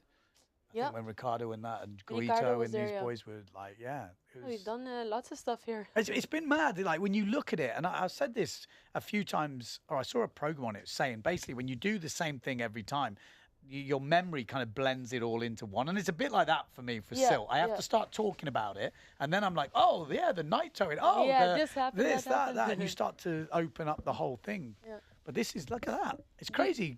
Like to even I've never. This is embarrassing to say this. I've never been up here. I never made it this far. Oh, okay, I've Which biked. is 20 years. In 20 years, I have only been up there. It's which such a is- nice ride. I would stay on the camping further south, and I would have to bike Okay. up. When I used to come with my parents, they would we would bike to. You say in a tent? It was this caravan type of thing. Okay. Cold. God, it is cold. It's cold caravanning, isn't it? Yeah. People don't realise how cold caravanning is. You wake up in the morning and go, Yeah, see yeah, your own yeah, breath, you're like, exactly. bloody hell. Or if you have to go to the showers, you actually have to go outside and walk in. Yeah. But, So where's you- the campsite? Further up here? Yeah, even further south. I think it was like a 10-15 minute bike ride. It's actually really beautiful. You go through that woods or forest, I don't know how to Yeah. call it, but yeah, it's pretty. Well, did you see the Bals Muller windsurfing trip on the Yeah, skateboard? yeah. I actually went down that same day. We went for a freestyle session really? down there. It was super flat. The sandbank came out Is when that the the tides campsite? dropped. Sorry. Yeah, looks like it. Okay, Yeah, so not that looks too like the far away. campsite. No, it isn't too bad. Yeah, it's like It's 10 rammed. minutes. Yeah. Absolutely I rammed. wonder if Balz just came through there then, because there's like this. Well, he bike did. road, So yeah. what? This is the story I just heard this morning. Pretty Yeah, funny. yeah. So, because I saw the video and Yentl was with him. Yeah. And Bal said, but he Steven. didn't start off with Yentl. So he just went off on his own. Oh. So I he was see. just started off on his own. He went past the campsite, Yeah. and Yentl's parents, I think, are in the campsite. Uh-huh. So they were like, Yentl, I just seen a sail go past. So he's like, what? So then he messages Bals because Yeah. he thinks, oh, it's got to be Bals. And Bals like, yeah, come and join me. So then they got the bikes, him and Steven van Steven, yeah. Broekhoven, and rode to catch him. And they had to send him a message saying, hey, just slow down because we can't catch They couldn't you. keep up. That Oh. was a classic. That was Wow. pretty epic. So yeah, Oh, look at that. it's pretty cool. I'll be honest, I have never really looked at it from this before, especially further up. So can you windsurf from the campsite? You I wouldn't, guess so. or I've you never tried, but Oh. I guess so. Yeah. Wow, it's Do you- pretty rammed. Are there any standout? Sorry. So is that where you freestyled the other day? I think it's a bit further down. But it was incredible because I'm always sailing here in at Brandenburg Yeah. but you realize that there's so many, like the island has so much more to offer. In the north also there's some flat spots. In the south there were a bunch of kiters, and then we rocked up with like 10 freestylers. Could that be an option if they planned it? Because I thought this, right? I Yeah. thought this the other day. Obviously, hindsight is great, but Yeah. let's just say we knew Citroen are sponsoring this event. Yeah. You could take the cars down the all beach, the judges, someone can be in the cars, the vans. Like, obviously the live stream would be a nightmare. Yeah. But we could do a highlight video from down there. But then you're leaving the event site, which is all branded up, to go to somewhere. Maybe you need permits. Maybe, it's obviously not that simple. But it could be like a really cool concept. Yeah, very if you cool get those concept and- offshore And kind of winds. good promotion as well for the island, no? That it's Yeah. like multifaceted and more. Yeah, there's more spots and everything. I think we sailed right at the point there. Oh, right on the end. Yeah. I think so. It's mad, actually, when you see. I thought it was a lot Like, I didn't think it was this close, like that bit. Yeah, But, I think. mean, the drones are quite crazy now. They make everything look so easy. Yeah. Just zoom down there, but really, actually, you got to go through the town. Well, drive to be out the honest, bit. I think it was a 15-minute drive to the Yeah. south, to the southern point. So it's not that big. It is bonkers what the drones are doing these days. It you look at the is. quality. Like years ago, you'd have to have a helicopter to do anything like this, and this is just like. Pretty cool. Do you remember any standout moments of? Wait, I'm just asking because I have a standout moment. I want to talk first, and then I'll ask you. You go. Tell me. So this is like before I started really joining the wave events. There was one event where Klaas Volget fought his way up to Yes. To second place. This is like It was 15 years definitely ago. a podium place. It could have been second. I can't remember, but he definitely came back through. And the Germans were obviously going crazy, and it was a great conditions. They were, yeah. So it was something for me. It was something really cool to watch. I think that's maybe my first memory of Sylt with like really I think proper wave Albo conditions. was already up there. Albo was. I think he was in the top three position. Top three, and then Klaus came through. Like massive Yes. comeback. It was insane. I do remember that. Maybe Angulo was in the mix there, Mussolini, And yeah. we've had many events like that with these kind of comebacks. Yeah. And It's interesting because I think the perception of Sylt sometimes for a few years was kind of like, oh, Sylt is not going to deliver. But actually, when I think back, I have been coming here a lot, but there has been some really amazing competitions. Like some actually really memorable ones, like you say, like this one with Klaas, like we had the first day here, but we've had a couple of sessions here where it's been sideshore, absolutely epic. I remember Mussolini doing a 360, which was just like some of the best thing I'd ever seen. It was like, I think he scored a 10, like straight 10s. Oh, wow. And it's like inside that bowl, when it's right here, it's pretty crazy. It's pretty crazy, the conditions we get. We had that for the women's competition also. I think it was 2018 or something. I think we got lucky and we actually got the best conditions of the day. Yeah. So we were running like a sideshore wave riding and jumping contest. I think it was the best, highest level we've probably shown here in Sylt, I guess. So it was, that was I mean, really again, fun. we did compete in onshore this year, yes. Yeah. But that's what people don't remember. Like we have had some epic sideshore stuff. I mean, for example, the freestyle last year. Oh my gosh, yeah. Awesome. Like, that was one of the best freestyle competitions I've seen. I You know, think so. ramps coming through. We had the drones, obviously, which gives us that much better perspective, and we get a much closer look at what these guys are doing. But I thought there'll be a lot of people out there going, "Wow, this looks." It was so exciting, yeah. What have we got on here? We've got. O'Sheen, it looks like, maybe. Interesting, the comments about the crowds cheering for the forward loops in freestyle versus the technical, more harder moves. I mean, I think that happens in a lot of sports, I think. Kind of the said can be said about foil slalom. Many don't like it, but don't know how incredibly hard it is and the level we're watching. I mean, the thing is, foil slalom has been a great addition to slalom. Like the other days when we were doing it, Fin slalom would have been difficult. You see some holes in the wind and all this sort of stuff. And the foil keeps going. And also you do get those, like, exciting day. Yes, it was like 14 knots. And we're seeing some great racing. And 14-knot fin slalom in that sometimes isn't the best condition to showcase it. Obviously, I'm a massive fan of fin slalom. And I think the Slalom X was just a huge success this year. And we've, I think that is definitely here to stay. I can't see that dropping off the tour. But you need a bit of wind for it. Be interesting to see how low the wind can go in the fin slalom now. Where's that cut off? You know, we don't so much have the big boards. I mean, I was just at the IFCA Fins World Championships. Yeah, they were bringing out the big boards and they again. got the big boards I hadn't out. seen You that know, in a while. yeah, big boards, 85 wide, and the 8.6s and stuff like this, 9 whatevers. I don't know, but really interesting, and interesting to see who dominates. You know, we saw Bruno Martini. He just killed it. He didn't lose a race. one race, won everything, you know. Incredible. And he made an amazing speech, actually. I was Did tearing he? up. What did he say? I was like, oh my God, I should have recorded that. Really? Yeah, no, it was good. It was good. It was good. It was very emotional about just him being happy about his results? a bit of everything. A bit of like, I know what I love, you know, and this, you know, it was like, he didn't mean it to be emotional, but I felt it. It was like, it came straight from, you know, because I don't know. I look at Bruno and I don't think this is a guy who's going to deliver this type of speech, so I wasn't expecting anything. And then you're like, man, well done, get the tissues out. Well deserved. It was well deserved. Yeah, for sure. And it was like definitely a moment for him where he went, That's what I love doing. Yeah. Well, winning. I No, thought but, you know. he brought that And then momentum he with brought, him here. exactly, and I was just going to say that. He brought that through to the beginning of this competition where he looked like he got that confidence and he was just, because we know he's one of the quickest, if not the So quickest. fast. I mean, the guy is an animal, Yeah. which is cool to see. Okay. Sorry, just the most savage, like with the harness. I've never seen anything like that. The guy could, when he had the harness line hooked to his neck. Jesus, yes. Oh my And gosh. I saw the Nico Filmed on it, yeah. board footage. You see his head. It looks like it's been chopped off at Yeah. one point because you don't see his neck. Yeah. You just see his shoulders and his head back here. If anything, if anyone could pull that off, it's him. It is bonkers that. Oh. Like, and when we were watching it, I didn't quite realise the severity of what Yeah. had happened. But when you watch it in slow-mo, when you see how much pull he gets and how he actually still stays foiling, Yeah, and Mortefon doesn't.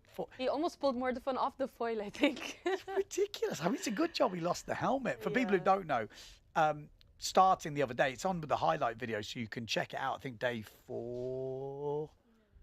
Probably 4, yeah. It's pretty obvious. It says I nearly died on the thumbnail on the windsurfing TV anyway, and they're starting.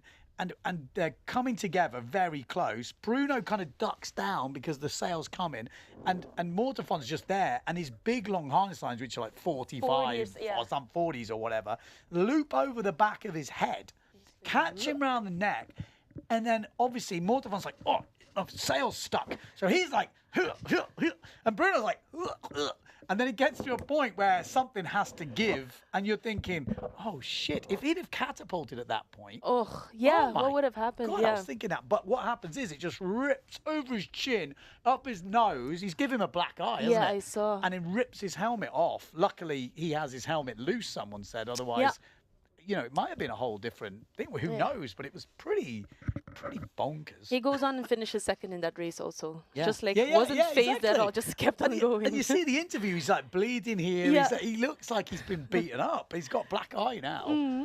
It's quite crazy as we're going down to the other side of the island now. So I'm seeing some new stuff here on Sylt. I've never been that way either. Have you been that way? I actually took the ferry from Rømø, the Danish island, and drove down. So I guess that's list That's is to the left. This is Yeah. left. Yeah, exactly. I don't To even know the where north. we are. I don't even know. Oh yeah, This is going that's up to the north. north. Mhm, mhm. Okay. Yeah, weirdly, I thought that was north, but that wouldn't make sense because then, Germany would be there. That doesn't make sense. All right. Yes. On our way Yes. to the north. Okay, well, we are on hold, as you can see on the top left. We are on hold at the moment, waiting to see what will happen. Let's see what they say. Let's have a look down here.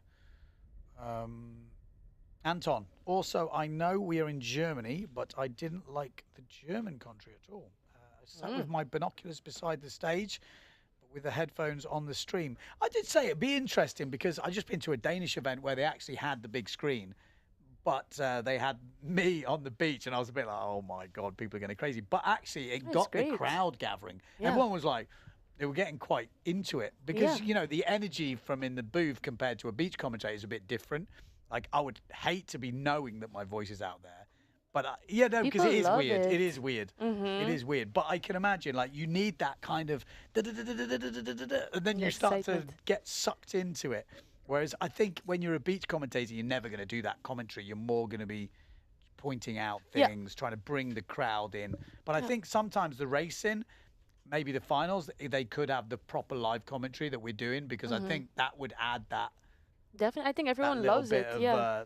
Energy, let's say. There's actually people here sitting in front of the screen Yeah. watching, like they're camping were out there. They camping had the out. chairs watching, I and saw actually it it's the best earlier. view almost. They were there early. Yeah, it was yeah. like, I mean, it's a stereotypical German thing, but you know, like in all the movies, I'm not making this. This is just in the movies where they get their towel out in the morning, Exactly. book the sunbed. It is a bit like that. little They bit, are yeah. booking their places in front of the TV for the day, which is just quite comedy, really. Checking out the action. Pretty So funny. they said they might switch to racing Okay. if the conditions are not going to improve. This island keeps going. Look at the houses. Yeah, It's nice. amazing, isn't it? There's, look at the grass. This is what I'm jealous of. I'm obviously living in Portugal now. That's beautiful. My grass does not look like this. But you need rain to have grass, and we haven't really got that at the moment. Which is not bad. I wonder how many people actually live here and versus vacation. Yeah, it's a good point. I mean, for people who don't know, I'd guess this is like the sort of holiday getaway for Hamburg. I mean, obviously a lot of Germany, but Hamburg seems to be like people have second houses here. Yeah. I saw, my friend actually sent me a message saying Michael Ballack, the footballer, was here. All right. Having some sort of day. I was like, oh, it's kind of it's like in Sylt. He sent it to me, go, oh, keep your eyes out. You never know. But there we go. Oh, it goes quite a long way down there. And for people who don't know, you can fly into this island. You could, yeah. There's an airport on the island. I think I flew from Portugal to Zurich and then Zurich to here, like €200. Fancy. It's not bad, is it? I usually catch the train, but Yeah, well, it's I'm nice to catching get the train on the way back. It was too expensive on the way back, but flying in, I thought I'll do it. I never usually do it, but if you're gonna fly into Hamburg, it's a 5-hour train, roughly. 3 hours. Oh, you got the quick one. Yeah. I ain't Yeah, got no there time is to a waste. longer one, which I seem to end up on. 5 most. hours. Is it free? Is it? I think it's 3. Yeah. Are you sure? Maybe 3.5. That's pretty quick. You carry on talking. I'm going to Google this. Mhm. That's good. 3 hours is actually not bad. It's kind of cozy. I mean, you don't have to do anything, right? You see Yeah. the scenery. Well, and, it's like flying, really, but you've got more room. You can actually get up. And Yeah, it's a do bit. little less stressful, I guess. Yeah. I've also been freestyling up north here in Sylt, actually. I've done quite some things over the Yeah, past you are obviously years. correct. 3 hours and 2 minutes. I've been on that train a couple of times. 3 hours and 2 minutes. So I'm lying. I said 5 hours the other day. Okay, that's Alfie. He told me it's 5 hours, but I think he ended up getting the late train, which stopped in a few Yeah, places, yeah, and makes then sense. it was and he had to get a bus Yeah, well, halfway because that'll add some time. you want the direct one, which with the few stops. I Mhm. think that how many times he stopped? Not much. don't know. Yeah, Maybe 4 or 5 times. Yeah, I'm going to say that Yeah. sounds about right. So it does make a difference. Make sure you get the right train. But 3 hours, there you go. You know, a lot of people have second homes here, holiday homes, or rent Yep. stuff and come up, which is cool. And you can only get here from the train or flying. Yep. Or swimming, I guess. Or or you take the car train, of course. Yeah, that's what I Also, mean, the car train. Oh, okay. Sorry, I thought you meant the one from Hamburg. That would be actually right, because that's what I was just talking about. But yes, I should have said that. The car train, you cannot drive here, basically. You can put your car on a train, It's quite and that drives you here. It's quite an experience, to be honest. Or you can get the ferry. Actually, there's a lot of ways of getting Ferry, here. car One thing train. is there's not a bridge. The only bridge is the one which has the train on it, which you can put your car on Exactly. the train. Yeah. But you can't just get on that train. You have to get a normal train if you want to come without a car. Exactly. Good. We got it. Many ways to get to Rome or Sylt. Look at these houses. They look pretty cool. Yeah. Alone. It's amazing how long these drones can fly for now. It feels like it's just been up there Is forever. it even a drone? Like it looks so. It does, doesn't it? It feels like Yeah. helicopter. We've got Surfer saying, what is the program for the next few days? Will there be more slalom? There is talk about more slalom this afternoon. Yeah, coming up. Probably they have to change the course, but it wouldn't surprise me if we go into slalom. They've tried a few times with freestyle. Doesn't seem like it's enough. Moki says 15,000 residents and just 3 active windsurfers. Is that right? Or is that just is he trolling me here? But maybe. A lot of people come here though to do it. There is a pro center, Duotone Pro Center here. So I can't believe there's only 3. They also, like, besides this World Cup, they actually have many German championships here, don't they? I think Nico Prien told me the other day at some point he was coming here 3 times a year, 3 or 4 times a year. They have a lot of competitions. Yeah. Here. I mean, it really is. And again, like I was speaking to a few people who want to organise events. The great thing about windsurfing is, and it's used like this a lot of the places we go to, is to extend the season. So, you know, Sylt season was a while ago, and this is like the last bit. So it's like we need the conditions, we need the wind. So that's not really why you'd come on holiday for Sylt, if for the wind. So they've got this competition, this festival to kind of end the season. I see, yeah. And then we get the conditions, and they boost up a few more people coming to Sylt because there's stuff going on. Okay. So you can use windsurfing as like a seasoned extender, and they use it in a few places like that, which I think is quite cool. You know, kite surfing the same. Anything that uses the elements a little bit more. And we got sun. Look at this. I mean, That's look why at- it's been look an at that. amazing week, to be honest. Like we've Wow. had so many different conditions. It's been super windy. Then we've had super sunny days. Like today, it is colder than last week. But yeah, it's been pretty cool out here this Yeah. week. How many people do they get on the site here in a week? I did hear some numbers. It was like a couple of 100,000, was it? Someone said that? On the boulevard here, walking. Yeah, just like throughout the week. Obviously, you have the opening weekend, which is Yeah. why it's a 10-day event. You have the opening weekend. Yeah. And that's why we have the registration day on the Fridays to get everything ready to kick off on the Saturday when everyone kind of basically turns up. And then I think this last weekend is a holiday, a long weekend. So I think it's a public holiday yeah. today. So what day is it today? Thursday. 3rd. I thought it was Friday, so Oh. people come up. But maybe you're right. Maybe it's Thursday, Friday. Yep. It's like the long, and it's the end of the season, long weekend. So, yeah, public holiday today. Yeah. So you do get people coming up for the 4 days, and this is a big one. Guess who that is? Go on, have a guess. Maybe Baltz. Charles Muller teaching someone how to fly Oh. the para wing. This guy is an Energizer bunny. Like, if I was Duracell, I would sponsor him. Like, I would have like this battery pack on his Yeah, yeah, wetsuit, yeah. and you just have Duracell. It would actually be a great sponsor for him, to be fair. Well, how is he not sponsored by an energy drink? I mean, He probably doesn't he drink doesn't energy need drink. it. Yeah, No, exactly. It has to be like something natural. Yeah. He should start his own He could be brand. the Yogi Tea ambassador. Like, that is just embracing life Yeah. right there. Have you seen him try and take off with this thing? So I saw Baltz do this for the first time, and I just saw a video yesterday of some guy doing it in Maui. Okay. So that's the only 2 people I've seen doing this. So I wonder who kind of came This up with little it. kid's going to take off in a minute. So it has some power, it looks like, at Yeah. least. So I guess he just stands on the board and then lets the kite out. Yeah, but basically what they're using it for, as far as I understand it, is the guys that like to do big downwinders on the foil. Yeah. They're using this because they can pack it away. easier. So they can use it to get going, get on the foil. Oh, the kid's He's flying worried away. it's going to go into that drone.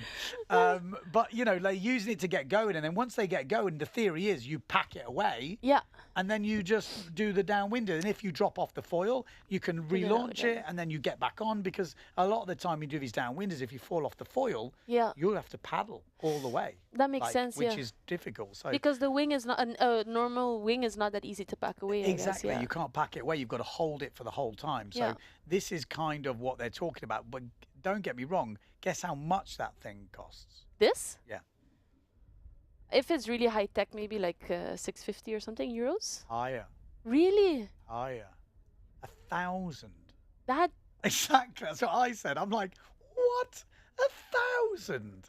How is that 1,000? And people moan about some sales. I mean, that's like a washing. I mean, there's some like a- engineering that goes into that. It's But like a supermarket plastic bag, isn't it? 1,000? How'd you get 1,000? But I mean, look, we've got the kids going. yeah. Yeah. That is how we're looking. Okay, well, I tell you what, let's take a break. Let's have some commercials. If we do have some live action kicking off, if we do go into slalom, I'll be back to give you the live rundown. But massive thanks to the 24 times windsurfing champion in nearly every discipline there is going. I'm still waiting for her to do speed. Sarah Keita off Someday. ringer. Bye, guys.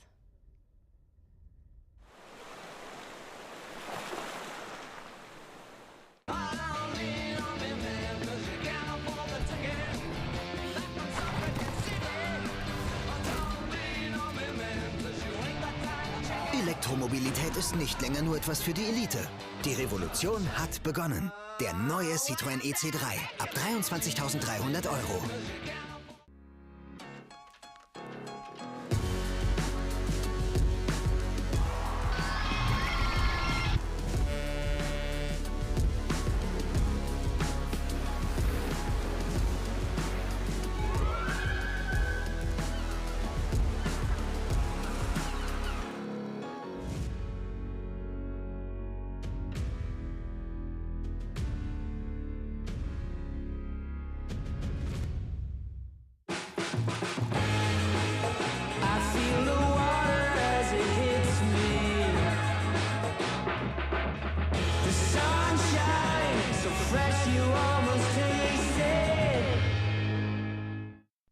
Neues von Ehrmann.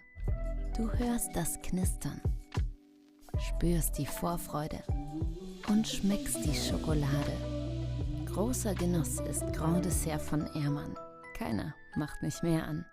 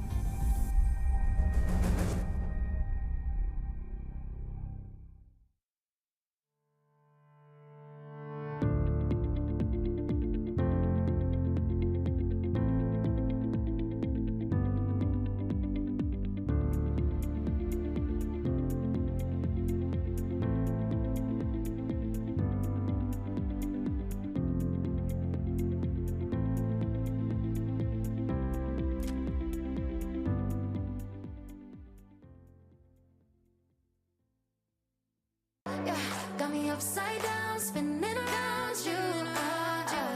Wanna taste the clouds, dance with the moon. Take a jump around your body. Boy, I love the way you got me. Starry-eyed, got me starry-eyed. Got me upside down, spinning around you. Wanna taste the clouds, dance with the moon.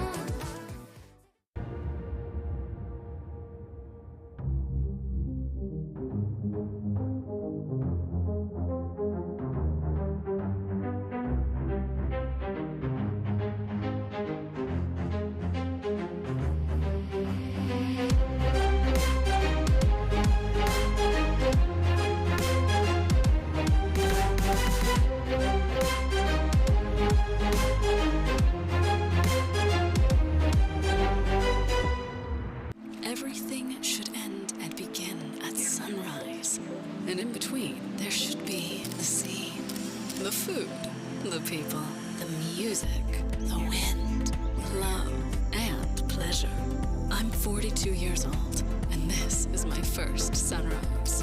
There are 1,000 reasons to come to Punta Cana to watch this sunrise, and 999 more.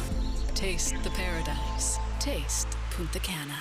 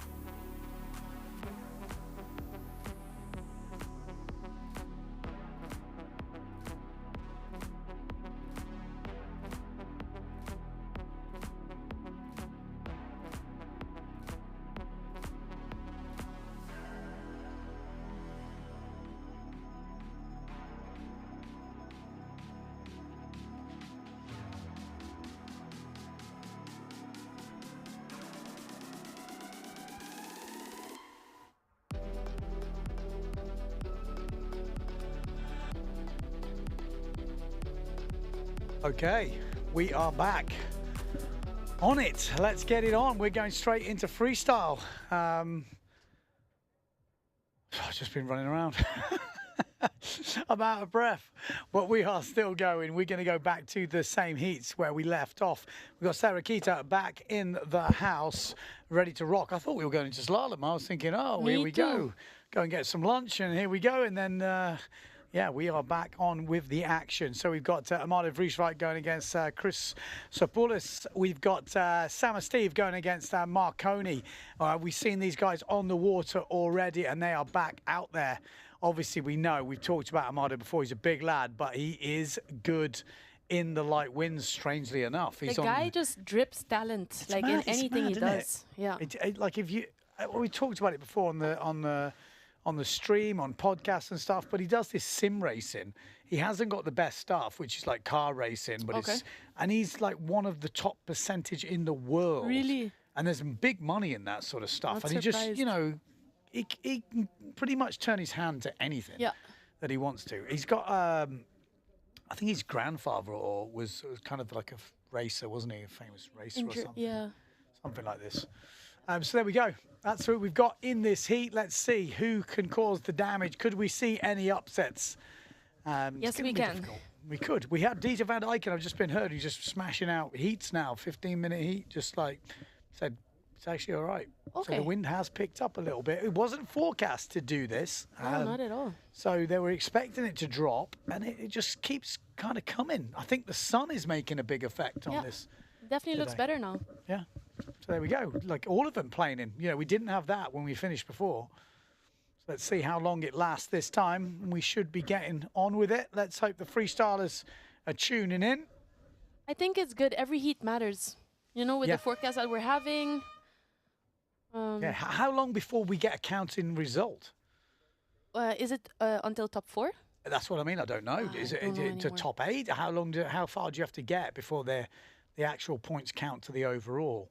I'm gonna say once there's a top 4 finish. Oh, nice, Kulo. That looked more powerful now, doesn't it? So there is a bit more breeze out there. Sam and Steve opening up with the Kulo.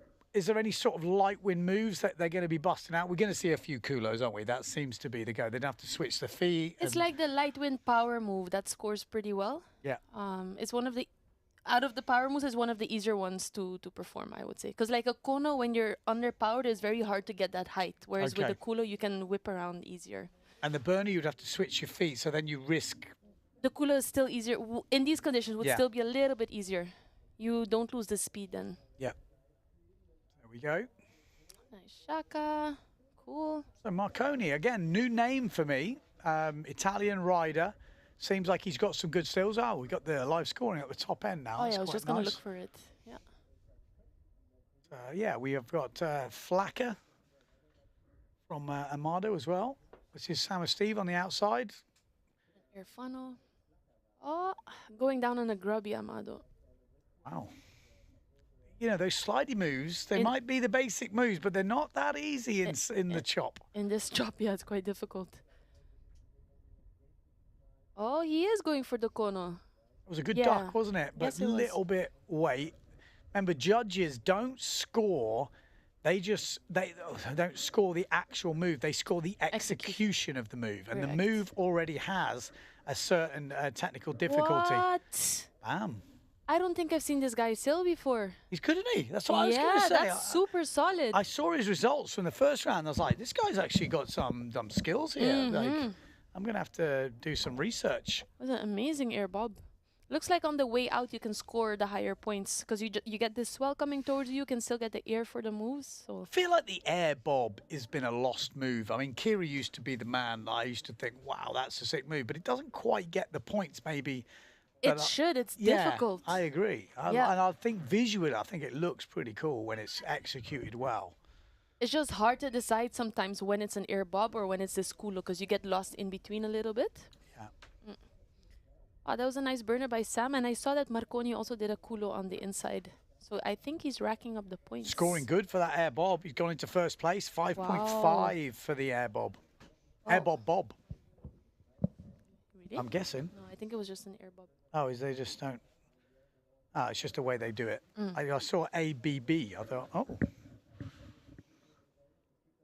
He's had a solid score there. Shaka, Kulo, Air Bob. You know, and this is one of those heats where you think best man out of 4 again, because it looks like that side of the draw is the highest scoring heat. And again, could you do that in freestyle with? Only if you'd have enough judges, I would guess. Yeah, it's difficult. You're right. If 2 people do it at the same time or 3 people at the same time, pretty difficult. I mean, I guess you could base off of these scores. Yeah. In this type of wind. Yeah. And maybe it is the fairest point when you're not going to get a double elimination. You know, you kind of think, well, we might risk it a bit, but look at the spread. How are you going to judge that with? It's pretty difficult. I think it would be very difficult. You're right. Looking at the scores, I mean, there's some pretty low scores from Amada Vreeswijk right now. 2 points. What a pity. Has he given up? No, I mean, there's still 5 minutes to go, and just got to catch those gusts. But you're looking at Marconi, and, you know, he's a lighter rider, but he's on the 5.2, and he's proven, you know, he's really has busted out all the moves. He's taking down Sam Steve right now. At the moment, yeah. Sam Steve getting close. Is about to probably take the lead back again, I think, when that double flacker goes in, maybe. It won't be a mass. Oh, no, it was on starboard. Maybe that is the flacker that's already in there. They're both missing a move on starboard tack. Yeah, but they're both missing a move on starboard between Marconi and Sam Steve. But these guys are having a good fight here. And you can see that wind line. It definitely looks like there's wind coming. I think this heat's going to count, you know. I think so. And if, to be fair, for example, Leonard, he would be out there on the 5.6, 5.7. Yeah. Many guys have their 5.2s. Someone like Amada, I guess he could use a 5.6 also. And they're at 20 points for the heat already, so they definitely put in some good scoring moves. Yeah. So Sam Steve, I think, will go into the lead unless Marconi's dropping another score.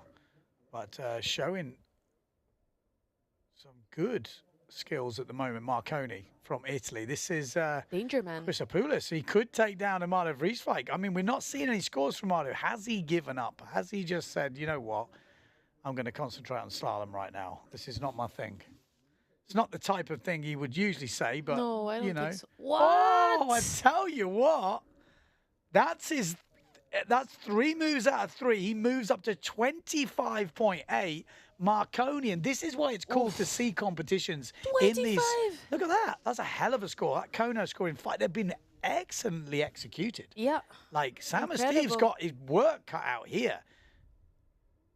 That was impressive to just you know, whether he gets a good score or not, that is impressive to be able to do that in no wind. That will that upgrade his 2.2 flacker, but it's not going to be enough to take the lead. 2 minutes 50 on the clock. The Italian has had a flawless heat so far. I mean, absolutely flawless. Wow. Not crashed anything, and the execution of all his moves has been pretty solid. Yeah.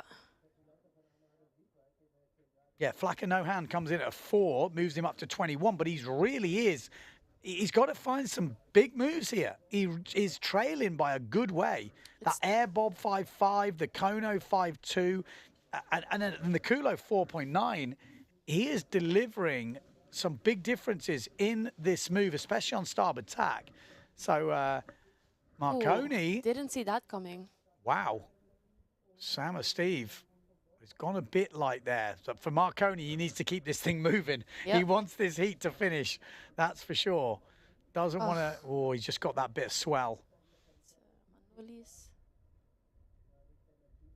Sam, I think he can better on starboard tack.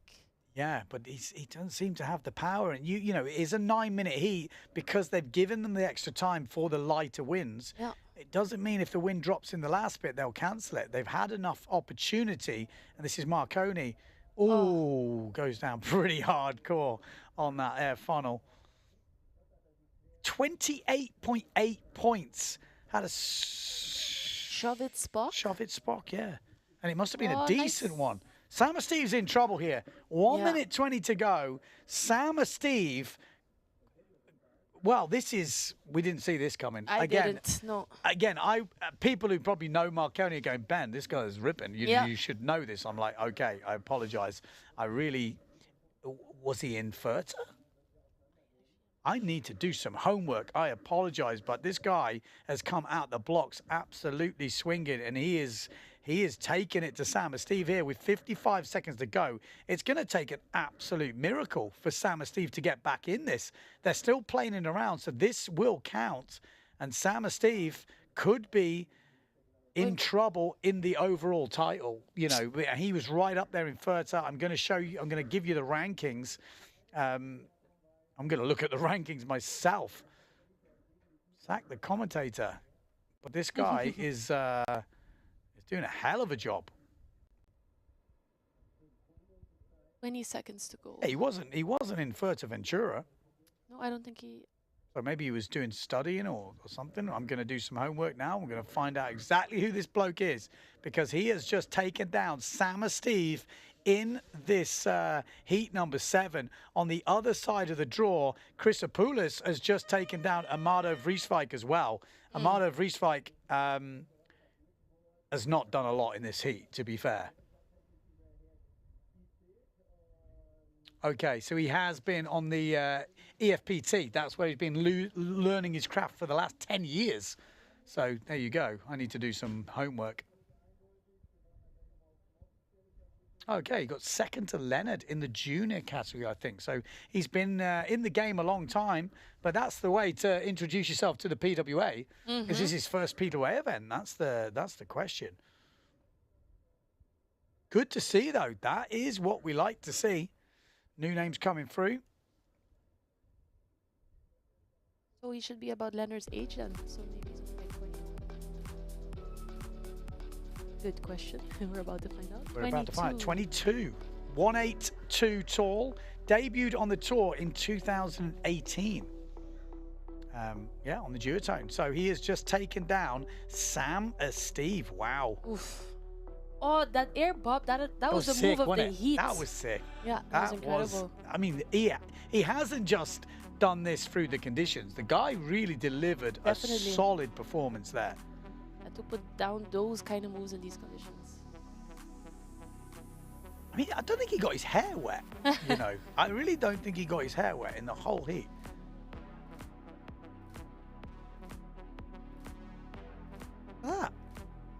Flawless. Flawless. And no fear also. He wasn't, you know, I'd be a bit careful with my moves, but he just went all out. Yeah. And that's the good thing. When you are the underdog, there we did get his hair wet. Yeah. He got the whole body wet. But still, I think that was his only flash in the whole lot. And you do get that when you've got these tricky kind of choppy, swelly conditions. When you land on the wrong bit, it just stops you dead. But yeah, next up we are. Well, that is a good question, actually. Are we there? Are the foils going to come out again? I think we've got another heat before this one. We should have Kempen and Antoine Martin, unless Antoine Martin has pulled out.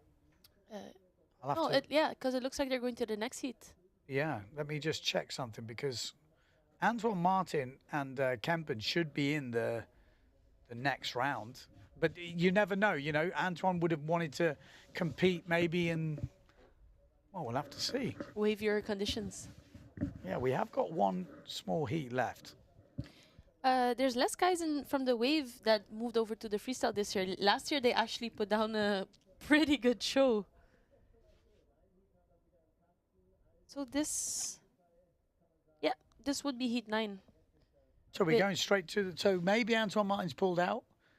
I mean, maybe Kempen gets a bye through. Yeah, it looks like it's Nicolas Agassian and Bosson in this heat. Okay, so yeah, I apologise. We are correct. And Bausmuller on the foil. It's going to be very difficult to judge him, isn't it? Like, that's a massive. If you just judge it in terms of execution, if you did that on a fin that high, we'd be going crazy. Yeah, exactly. So, and that's what the judges have got to do. They don't judge if it's on a foil or a fin. They just judge the execution. Yeah. Wow. He's going to be killing it today. Yeah. Isn't he? He is going to be absolutely unstoppable. Going to make his way to the top for sure. Wow. Yeah, this is the first time we've kind of seen this, because no one's pulling off Pascos, are they? Yeah. I mean, what you got to talk me through this because I don't know where to start. Well, actually, I didn't. I wasn't in the booth watching his heat yesterday, but do you remember his heat score? Because with these moves, he's gonna go up to 30 Nearly easy. 30, yeah, 30, around 30. The bad thing is here. I mean, Wow. how are you pulling off a Pasco in that? You know, execution, Pasco, decent. The move technical difficulty is hard. He's gonna score big points, and so he should do. It is looking impressive. I'm sure we're going to get some comments, but the sailors vote for the rules and all this, and they know what the rules are. I don't think they thought this was going to happen. That's all. I mean, this is the contest where it was going to happen, you know? Yeah. So maybe we're at a crossroads with freestyle now. Maybe they're going to have to reconsider the ruling.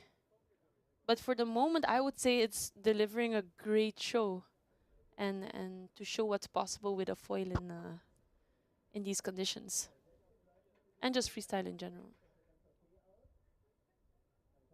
Is that Nicolas? Yeah, so in this heat, we've got Sugi going against Muller and Agajan going against Bosson. So Bosson in with a shout of the world title this year, but the problem is... Oh my gosh. Guess who the winner of the winner goes against? Yeah, exactly. So if Biles wins this, Bosson wins this, Bosson will have to go against Biles Muller in these conditions to fight for that world title. Back loop. I mean, perfect execution. You're like, this is what I was saying, because Sarah said she didn't see the slalom, the freestyle yesterday. I'm like, Biles is killing it. Yeah. Like, oh, this is so scary. it's scary, isn't it? Yeah. Because it's a different level.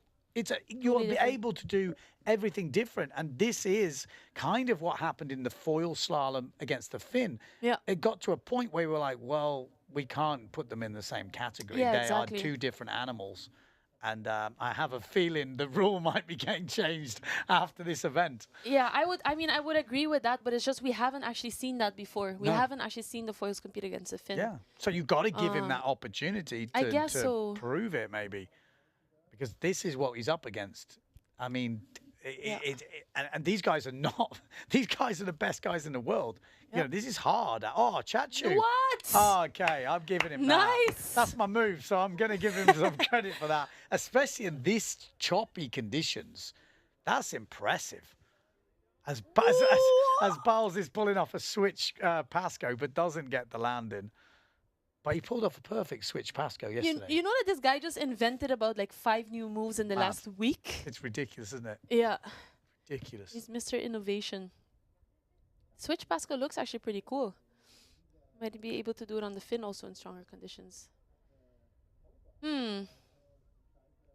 As the E-slider from Bosson versus the switch Pasco and the Pasco in the back. You know, like, it's in a different... I'm sure there's going to be some discussion on the beach. So. There has already been some, Sarah. Yeah. I mean, again, the sailors vote for these rules. I just don't think they saw it coming like this. Like, this is... As far as I know, there's only 4 guys that actually have their foils with them, which is Steven, Jentel, Baltz, and Leonard. Yeah. Leonard pulled off a shifty on the foil yesterday. He can do everything on the foil. Biles is like, this guy could beat me on a good, you know, he's that good. They're all pretty good. Jentel and Steven, they're pretty impressive. But according to me, the rule is as long as you can get planing on the 5.2 and 100 liter board, you're allowed to use the foil. And it looks like the guys are not planing. It's dropped. Yeah, it has dropped. It's dropped. And that is making this look even more... This guy is just having fun right now. 25.5 points. Yeah, and that is the problem right now. 25.5 points will be enough to win this heat. He can come in. Any heat, yeah. He's done. But you know, that's not Baltz's style, is it? No, he's going to stay out there. No, you stay out there after the heat. But the wind has definitely dropped. Sugi is given a good show. That Chachu is scoring 4.9. So it's a solid scoring move. But yeah, for sure. He's going to need 6 of them. You know, like... So if you're just comparing the Finns against each other, Bosson and Sugi are pretty evenly matched. Yeah. Like I say, we've got Bosson in this, a cheese roll. Oh, he lost the strap. Still makes it. And the heat has been cancelled. You know, and it is gone lighter. Yeah, it has. There's the wind is coming through in kind of waves, so to speak. You know, we saw Dieter out there before. That's why the competition came back on. He was busting out some moves. It looked good. We saw the first heat was actually really good.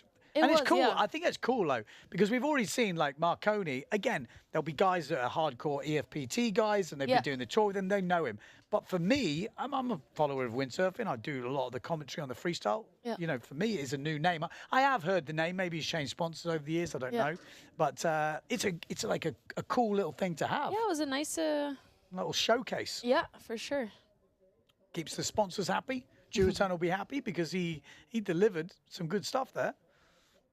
But in this heat, I mean, Bals Muller was yeah, it's showing the foil style, which I was not a believer in. But when you see it like this, you do think, well, and you've seen a few more other guys. You know, it's not just Bals doing it now. Yeah. You have got Leonard, you have got Yentl, you have got Van Broekhoven.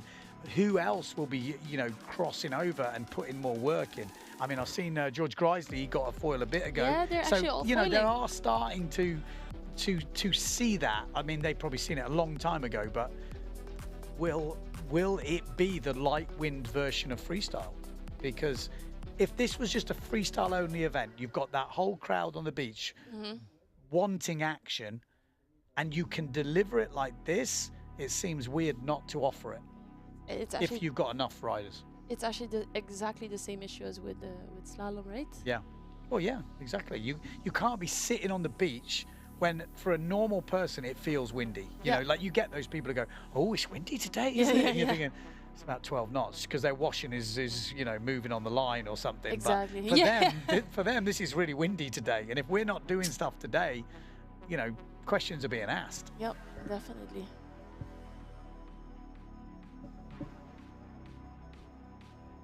If any... Oh, no-handed burner. No. But do you think, though, that's it for today? It feels like they've tried a few times now. Yeah. Yes, they're picking off a few heats here and there. I feel like this could be it. So it's tough on the riders, you know, to get in and out. Their hands are getting cold. But Bals Muller, he's definitely lighting up the show right now. But I'm pretty sure we will be going on hold now. Here in the commentary booth, I'll tell you what, I'm going to be getting ready for slalom. I just have a feeling, but we've already got some races, so maybe they're going to wait a bit longer, maybe they're going to see. But as soon as I hear, I'm going to be right back. We're going to be giving you the live commentary, but for now, we're going to take some commercials. We're going to have a break, but as soon as you have any action, I'll be back to give it to you. Are you going to be joining me? I will. Get myself on. Yeah, see you.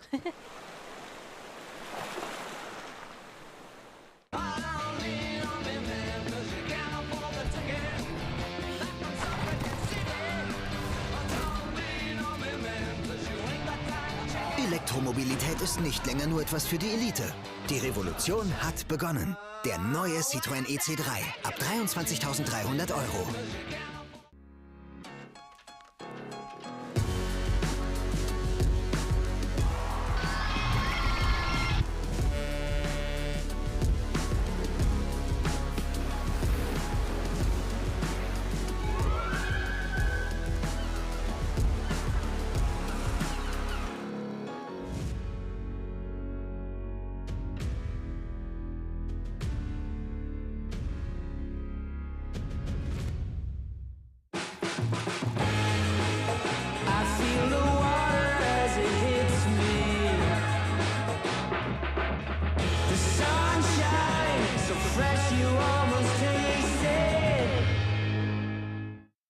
Neues von Ehrmann. Du hörst das Knistern, spürst die Vorfreude und schmeckst die Schokolade. Großer Genuss ist Grand Dessert von Ehrmann. Keiner macht mich mehr an.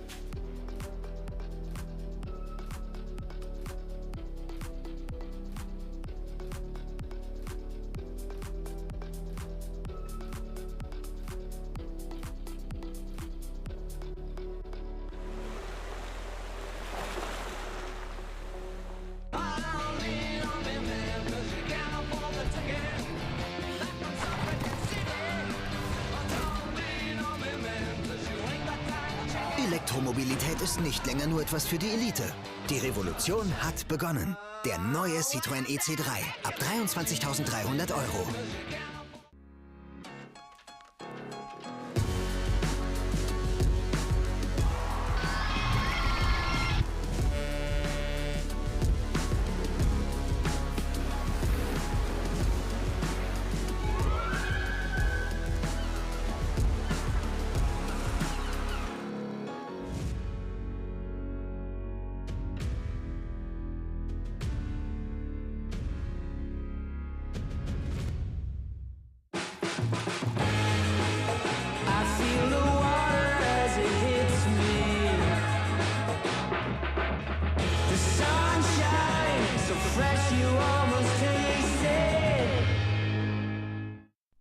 Neues von Ehrmann.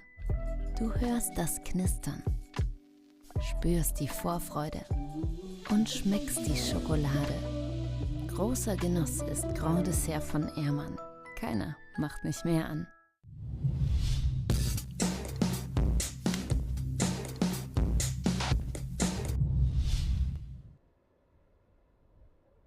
Welcome back. Yes, we are back. So that can only mean one thing. We are going into action very soon. We have got elimination 7 for the men coming up. We've got about 10 to 15 knots on the course. We haven't had official wind readings. We were just looking on the tower, but it looks good. Johan So, leading this event at the moment, was the first on the water. It's been out for like half an hour, so he's been putting the work in. So yeah, we are on elimination 7 for the men and elimination 12 for the women. Let me check that, but I think elimination 12. Heat number 1, we have got, oh, we got some big guns in this, looking at it. Rakowski is in it. Yakino is in it. Becker. But before we go through all the heats, we're going to show you a few highlights from yesterday, and then we'll be going straight into live action.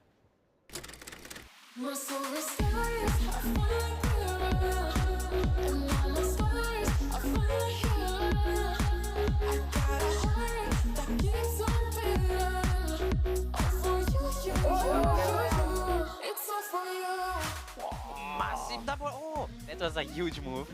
That is Johan So at the front, extending his lead.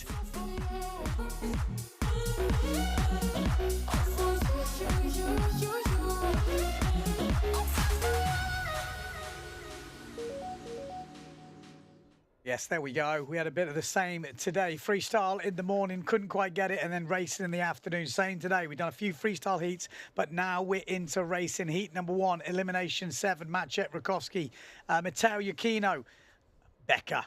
Yes, keep your eye on him today. Mattis, we've got Van der Berg, we've got Mercer, Jules, and Sukas.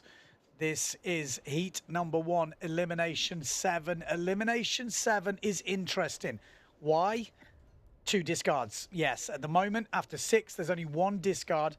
After 7, 2 discards come into place. That means the riders can get rid of their worst 2 results. How will that affect the overall rankings? Well, I think I'll tell you how it's going to affect the overall rankings, because the guy at the top will still be the same guy at the top, because with 2 discards, I mean, he is just sitting high and pretty right now. Johan So at the top of the rankings with 6.1 points. Whatever happens here, he will, I guess he can discard that as well. So whatever happens here, he'll have 6.1 points. Worst case scenario. If he gets a first here, he could discard a second. And then, imagine he wins this elimination. He will be discarding a second and a third, which would be absolutely crazy considering the conditions we've had and how, you know, it has been tricky out there. But he'd have to win to that. If he's outside the top 3 or outside the top 2, it won't really matter, because that other discard will come and he'll discard that and he will just count a second place. So, sorry, count a third place. So, yeah, interesting. Pretty good. But the real fight is definitely on for 2nd, 3rd, 4th. There is just 0.7 separating Pierre Mortefon, Nicolas Goyard, and Daniela Benedetti. Daniela Benedetti needs to get closer to Pierre Mortefon. Benedetti won in Fuerteventura, which was the first foil event of the year. This is the second foil event, and Pierre Mortefon was second. So if Pierre Mortefon finishes second here and Daniela Benedetti finishes in fourth here, Daniela will have a 4 and a 0.7, so 4.7, and Pierre Mortefon will have 2 second places, which will mean he'll be leading the world rankings going in Japan, which Japan is the last event of the year. So there's a lot happening at the moment. You know, how many eliminations we do today? They were thinking about 2, but it could just be 1. The wind is dropping, and it is meant to drop. The next 2 days don't look good at all, so this could be the last elimination of this event. You never know. We can't, plan too far ahead because the forecast is changing. There is a bit of a forecast on the last day on Sunday, but the other days, no givens there. So it'll be an interesting one, this, for the podium. So Pierre Mortefon, Nico Goya, Daniela Benedetti, they are definitely the guys that are going to be moving around today. Bruno Martini with 2 discards will pull up because he is counting 2 16th places now. So with another discard, if he does well today, he could pull right up into that podium places as well. Amado Vrieswijk will move, but not as much. He's got a 10th. If he was to win this, he could gain 10 points on the rest of the guys. So again, there will be some movers and shakers, but I think Bruno Martini could be the big mover if he does well, and there is a big if. On the women's side, Justine Lemaitre doesn't look like she's doing anything. I mean, she's got such consistent results. I think they've already done 11 races already, and she's discarding the first place. So whatever happens, if we do 1 elimination day, she will just count that first place. It's an easy one for her. But there is a fight for that second place. But at the moment, Marion Mortefon looks in control, and Blanca Alabau in third, and it is quite realistically quite easy there. So yeah, that's what we got. We got 3 o'clock local time, and we were on. So yeah, let's get it on. Let's see the water. Let's see the wind. Have a look out the window. That's the thing. I'm in this box here. The only thing I'm seeing is you guys at home, the TV. So hopefully we can see the water, see the white caps. They are on pretty big gear at the moment, but I haven't heard exactly what. I'm going to just have a quick view here to see what they've saying. Latest wind readings on the course, 6 to 11 knots. So pretty light, pretty light. Latest wind reading, 7 to 9 knots. Wow. The course is set and we'll be going into sequence shortly. So it is like red flag is up. So the red flag is up. This could be a very interesting race. It will be light. But we're going to take a short commercial break and then we'll be coming back to live action.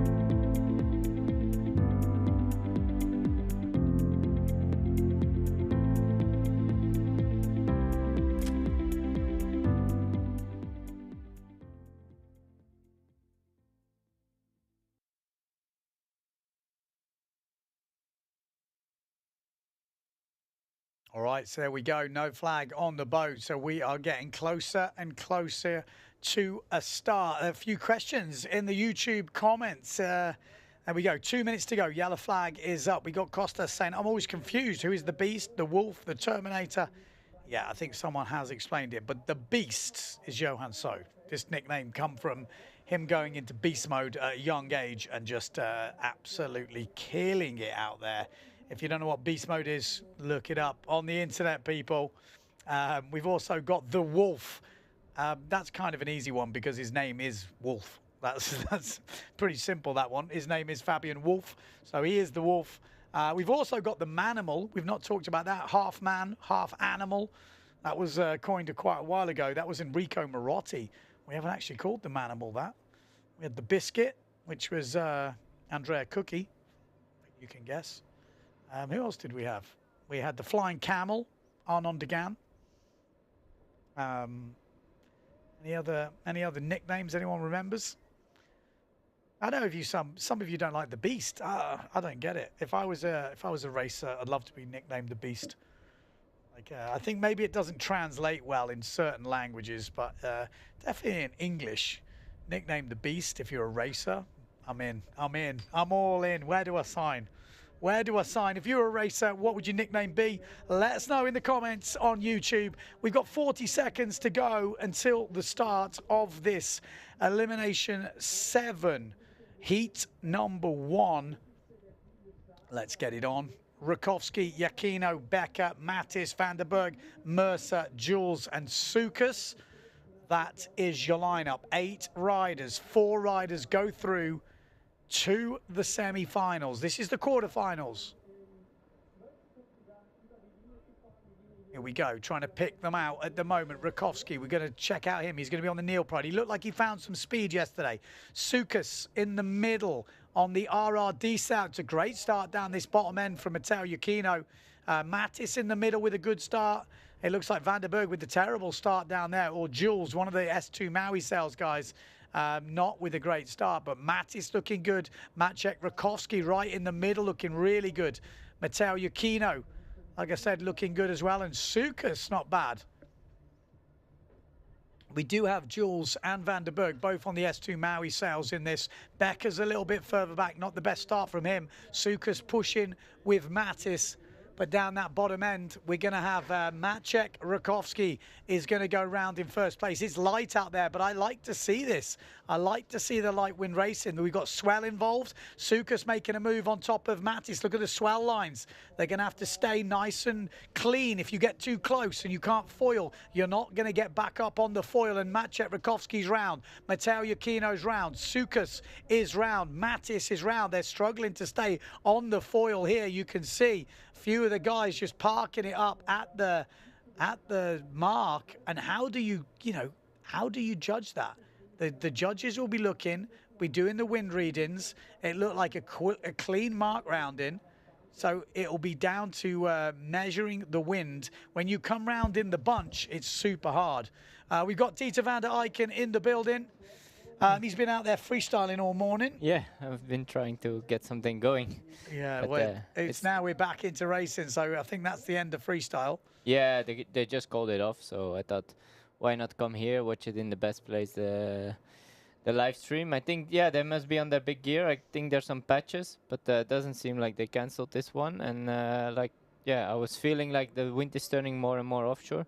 So hopefully they get a full elimination done. The wind is set to die off a little bit, but Maciek making it around pretty good. Looking good, looking good. He's got a hell of a lead there. Maciek Rakowski followed by Matteo Giacchino. Sukas looking good in third place. And is this Jules? Yeah. Yeah, it is Jules. So Jules in fourth place. And then we've got Mercer. Oh, that's not what you want. And again, is it because of lack of wind? Well, you've got to trim that foil. You've got swell lines. It's not always just jibe it round. You've got to play the gusts, play the swells. You know, there's a lot of skill in keeping that board flying. Again, I'm not out there, but I do know what it's like to keep it on the foil, and it's not easy. And sometimes it's not all about the wind. You've got to get them legs going. You've got to get that you've got to ride the swell. I mean, a lot of people can ride a swell without a sail. Yeah, exactly. So exactly. It's not easy, and that's why, you know, light wind foil racing is not easy. There's some big holes out there, and it's about keeping that thing flying, keeping out of trouble, not getting too close, not finding, you know, the wind sort of holes from other sails, because that can happen. You go around in a bunch, it's difficult. Maciek Rakowski is going to want to keep this flying because he's leading here by quite some way. But you can see it's it is on the edge. That's no doubt about it. definitely patchy, but I mean they're all staying on the foil. They all have pretty small foils as well. I was about to say, has anyone back gambled on a bigger foil? It's slower, but there's obviously more lift. Mercer now looking pretty solid in 4th place. So 5th place is Jules. No, and is that then, Jules? That's Mattis. MSMX.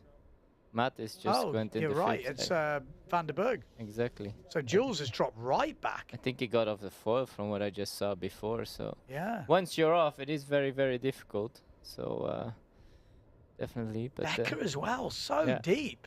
We're not used to seeing Becker so deep, so I'm not sure what's going on. I know he was having problems with his foot or his ankle, or was it? Yeah, and they all bunched up at that first mark. I mean, similar like they used to have when they were on the Finn racing. So there he we just go. dropped off. Wow, in the middle of He the crashed. reach. Yeah. Wow, okay, that does explain things. So Maciej Rakowski has cruised through this, but he's having to Bumping. work to keep this thing going. It is light. I mean, look at that. And I like this, though. I do. It's kind of like you've got to keep it going to get on. Now, some people might not like this. That's a sick shot. I get it. But it's a different skill you're adding. Exactly, and they're reading the swells and they're using the swells. I mean, they're keeping going. Yeah. It's definitely on the edge, and the starts in the first chipe will be super, super key now.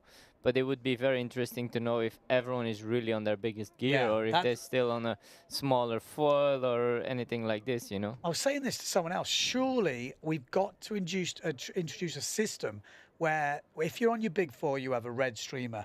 If you're on your medium four, you have a white streamer. If you're on your smallest one, you have a green, or something like this.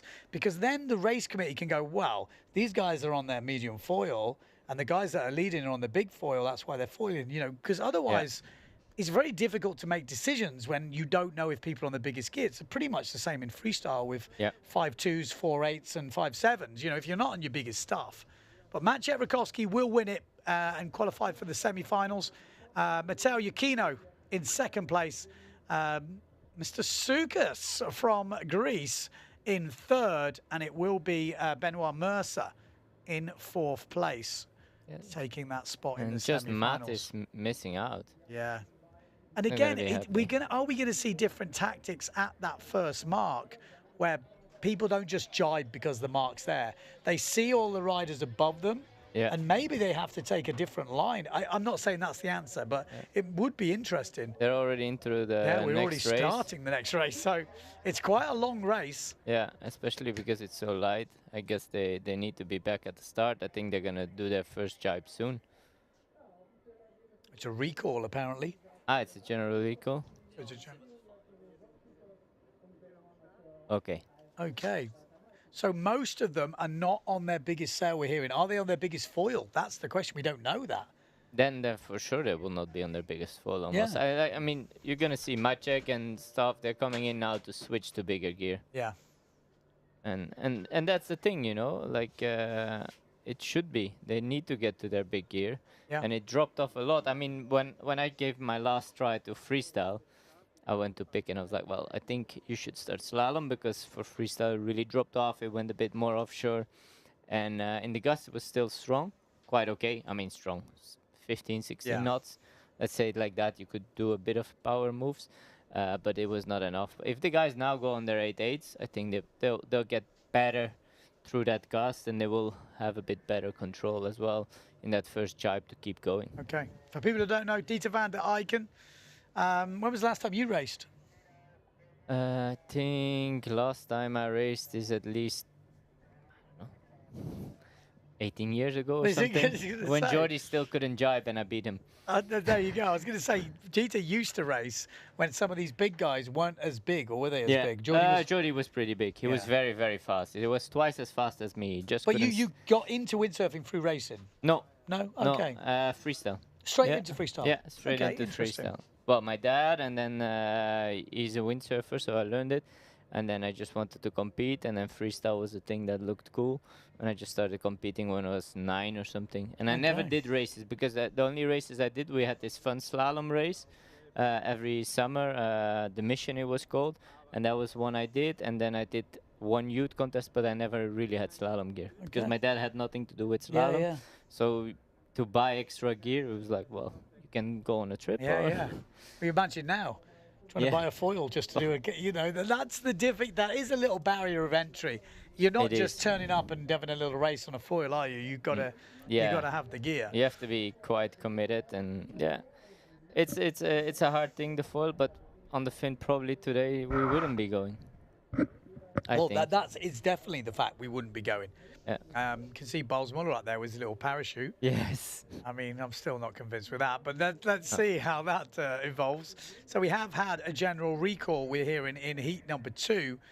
Don't know who is over, but official results, Rakowski, Yakino, Sukas and Mercer all through to the next round. We've got a few comments coming in. What have we got? 666, number of the beast. Yeah, he should change his number, Johan So. Yeah. To 666. I like that. I Okay. like that. Can have a Belgian beer sponsor. The Terminator, obviously Bjorn Dunkerbeck was Yes. nicknamed the Terminator. I was going to say, if you had a nickname, what would you want it to be? Or I'm do you, Mr. do you have one? Consistent. Do you have one? Yeah. I'll probably be Mr. Consistent. You are actually Mr. Consistent. I think, and also I think you get, not that you're not good, but I think you get better in competition, which I think is not everyone's like that. You know? No, I usually get better if in contest and if the conditions are very difficult. Yeah. Like I have a good medium level, let's say, Yeah. but then I always have that level. So Yeah. if it gets very difficult, and the guys who are actually having a bit higher level but don't really have that medium level, they drop to the low. No, but it's and- true. I mean, this guy is a machine. He's obviously been a freestyle world champion before, but just in competition, you know he's going to deliver. The minimum is like above average, solid. You know, with obviously some excellent performances, but you know it's never dropping down. It's like a Victor. Yeah. Your Victor, he doesn't drop down. He's always there or he's up here. And it's like Pritchard was a very similar type competitor. You know, you knew you were going to get at minimum this. Sometimes just off the scale good, but you would never get this total drop off where it all falls apart. Very, very, very few times. Yeah, It's- no, of course it exactly. still happens now and then. No, but but there is other people out there Yeah. who, you know, I don't want to use Davy Shepherds, but I know you grew up with Davy Yeah, Shepherds, so yeah. there's kind of interesting comparison. Davy, when he's on, is just almost unbeatable when he's on. Yeah. But then he has some drop-offs, which, you know, like basically some of the worst guys in the fleet could beat him by just sailing because he would kind of lose it in his head a little Yeah. bit. He actually looked a lot better actually in Furto this year. I he thought was he he's got sailing really, really good. He looked like a Yeah. different Davy for a bit. I was Yeah. like, whoa, hello. Yeah, What's going on? I think I've seen good. some stuff passing by, and he's really, really good. I think maybe next year we'll try again Yeah. to compete a bit. He didn't have the best result in Fuerte, but he showed a very good level. I think he was training in Vietnam, and all the stuff he was actually never really did good in his career. He kind of figured out. Yeah, for the level he can sail Yes, at. Because, exactly. again, I'm not slating No, Davy. no. I would talk to Davy like this well, and he knows it. But there was just something in competition. He didn't have that base level where he didn't drop below. He would go for it. Yeah. And when it came off, Yeah. like, he could take down anyone in the competition. I And he's mean- always a worry. Yeah. I think in his second year he got third in Pottersdorf. Yeah. That was his second year on tour, and he got onto the podium. A podium that was always reserved for the same three. Yeah. For pretty much 5-6 years. So it's a shame, you know. I think he was very good in certain conditions. Okay. So just hearing they are going to go for their bigger gear. Yeah. So, you know, obviously the race committee are giving them a chance to get, you know, everyone's coming in. They're basically putting all their bigger stuff on. So it'll be interesting to see what goes on with this race because they're already out there. Yeah. In theory, they should be on their big gear. I mean, Yeah. let's see. So No, that there's no- heat we yeah, already that's did. heat number 1. We've had heat number 1. Heat number 2 is up next. General recall is Cousin and Tajima. So 2 come on. riders jumped the gun. Bugger. So heat number 2 is up next. This Lucas is has been doing a good event, no? I mean, this is the previous heat, so heat 2 is gonna come up. Because heat 1 they've done. oh, it's definitely heat 2 next. Yeah. Recall from heat number 2. So heat number 2. Well, unless they restart it, but I don't think so. No, It looked no, a really no. safe heat. But heat number 2 is Goya, Marotti, Vonk, Stallman, Fortune, Everard and Pogaman. And we've already heard Tajima and Kuzan have already been disqualified for being over the line. So Tajima from Japan and Kuzan from France are both over. So only 6 riders are going to be in this heat with the best 4 advancing. So only 2 riders will miss out. Only 2. Oh no, 3. Because Oh, because there's 9 people. in this. You're right. There's 9 in this heat. Usually there's 8, but we have got a couple of 9 in a few heats. So there we go. That is how it's looking as they're coming up towards the line. Ooh, they're all a bit early, or what? Difficult when it's light like this. You Yeah. want to be in there. Oh, they are. They are going. They are all. Oof. Wow. Fortune with a great start up that top end on the Challenger. So the young fella from Guadeloupe looking good. IFCA Youth World Champion this year from the other week. We've also got Thomas Goya in this looking good on the Patrick. We've got the Neil Pride of Marotti. And Jordi in 4th, not a place to be in at the moment. Well, better 4th than 5th, but Well, sometimes you don't get the shadow from behind, so we'll have to see. But with a few less riders in this one, really only 6 riders at this front mark. We've got one guy quite a lot further back. I think it's Everard who's maybe right had to back. hit the brakes for the start because they were all early. Oh no, that's Everard, isn't it? It's Marotti. Marotti. Marotti is right back. So, wow, we're in for a race here. Thomas Goya round, Fortune round, Everard round, Vonk round.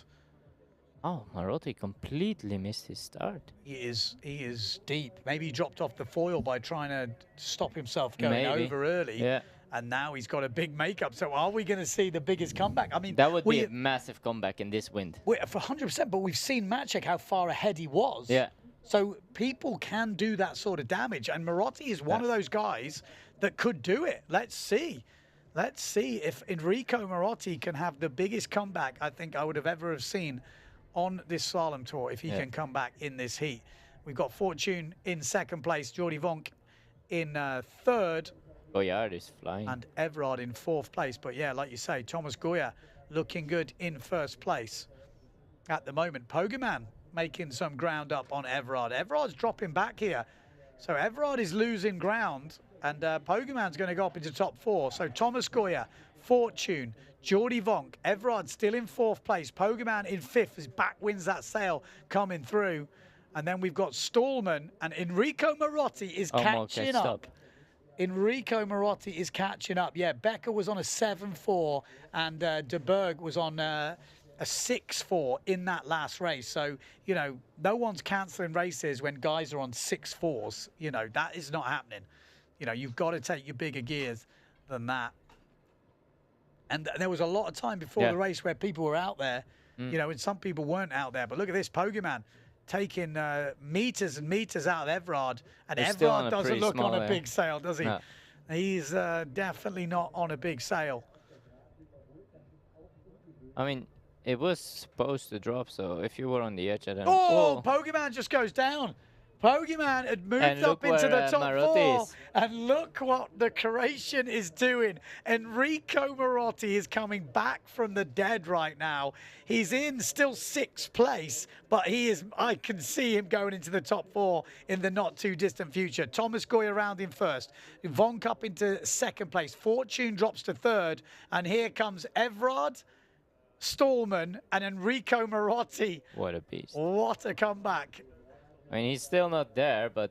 Yeah, it's pretty ominous how much ground he's taken out of these guys. Yeah. He is coming. By the next mark, he's in the top 4. That's amazing. He was like there's one mark to go. One jibe mark to go. A reach and a half to go. But Enrico is still not there yet. No. Oh, wow. Everard, what happened there? Very strange. He just crashed out. There's some swell out there. Yeah, there is some swell. Who would have thought drama at this sort of wind strength? Crazy. Well, and he's back in the top 4 now. And there we go. And look at the size difference in the sail. Yeah. Enrico Marotti, I mean... He's going to be looking back at this race. He's got a bit of flutter on the leech. Yeah. But Thomas Goya, he's led from start to finish. But Enrico Marotti is the man who's actually probably going the fastest around the course. Yes. So Thomas Goya round in 1st. Jordi Vonk in second place. Then we got Fortune in third, and it is Enrico Marotti. Now, he can't afford to make a mistake. He's got Storman right behind him, and Fortune's dropping off the foil here. Good avoiding action. Enrico had to go round him and only just made it round him. But keep your eye on Storman. It's not over yet. Fortune has got to hold on here. Storman coming back. Enrico is not actually pulled out, but he's comfortably in that top four. Storman is the one that's got to do all the work.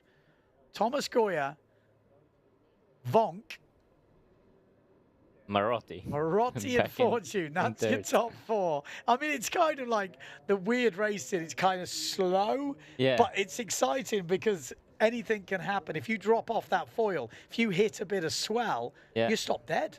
Yeah. I mean, we saw some big crashes in that race. Yeah, we saw 2 big crashes. I mean, any mistake from any of them on that last reach, if they hit a bit of swell, they mistime it, it could open the door for Stallman. But it should be all good now. Thomas Goya qualifies for the semi-final. Jordi Vonk as well. Yep, Jordi Vonk through. Enrico Marotti will come back to take third place. And Fortune gets through to the semi-final as well. Stallman misses out. What a race from Enrico. He was dead. He was dead and he came back. He was so dead, wasn't he? Like, you kind of thought, well, maybe not. But then you think back to the first race. Half a reach behind. But you look how far Maciej Rakowski was ahead. Yes. You're like, well, okay, there is some speed differences out there.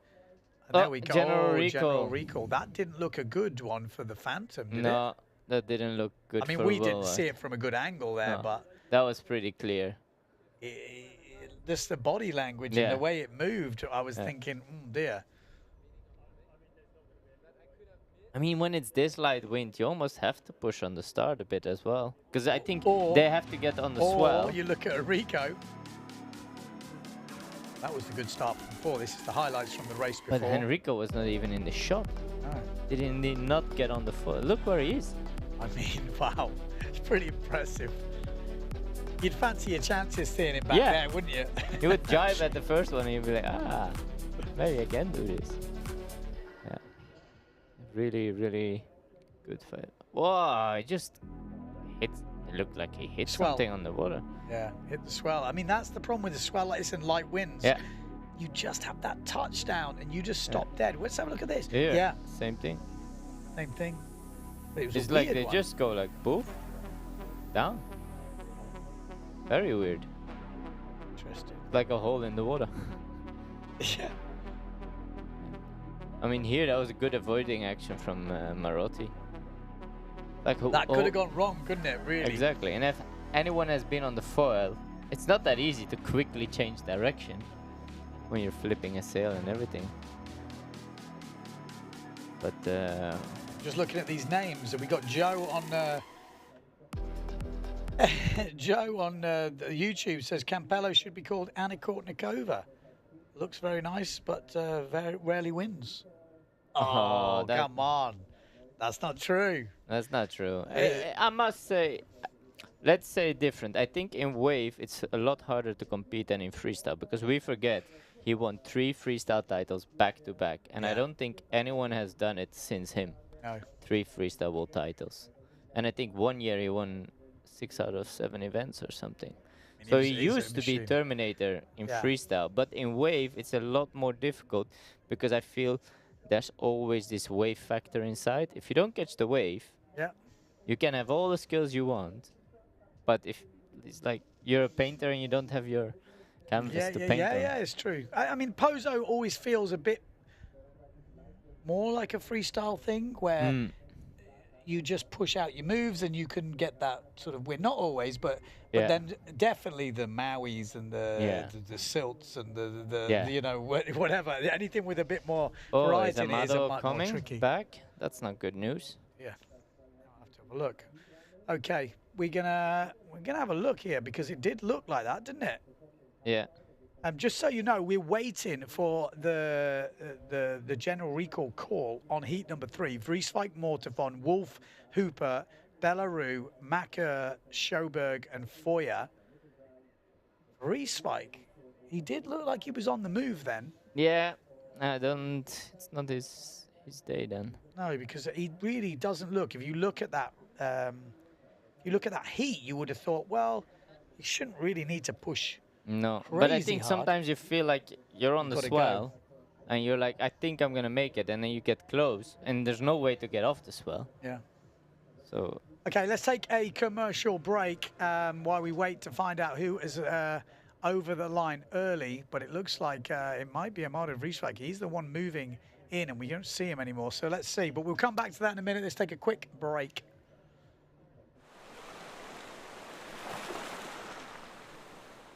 Yeah, got me upside down, spinning around you. Wanna taste the clouds, dance with them. Take a jump around your body. Boy, I love the way you got me. Starry-eyed, got me starry-eyed. Got me upside down, spinning around you. Wanna taste the clouds, dance with them.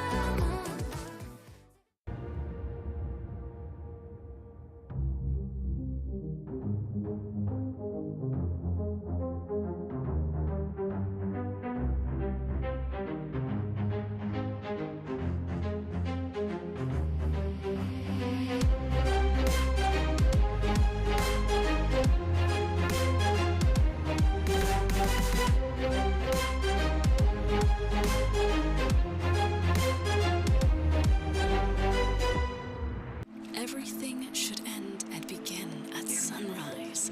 And in between, there should be the sea, the food, the people, the music, the wind, love, and pleasure. I'm 42 years old, and this is my first sunrise. There are 1,000 reasons to come to Punta Cana to watch this sunrise, and 999 more. Taste the paradise. Taste Punta Cana.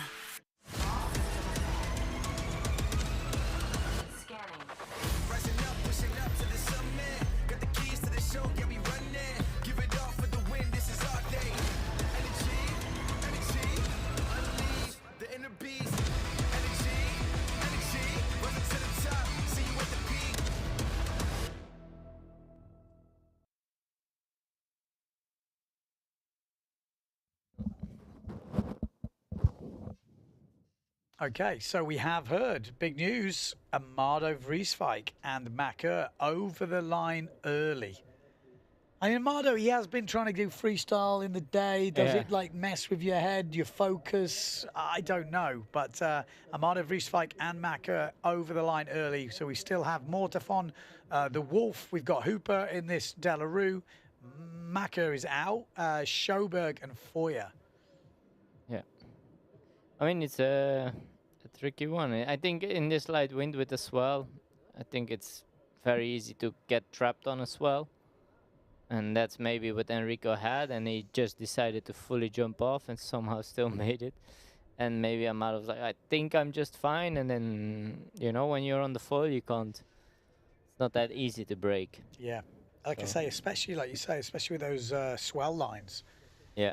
Those swell lines are horrible. If you drop off the back of the swell, you ain't getting going. No. So you kind of go with it. And if that swell line is a bit pushing you, it is difficult.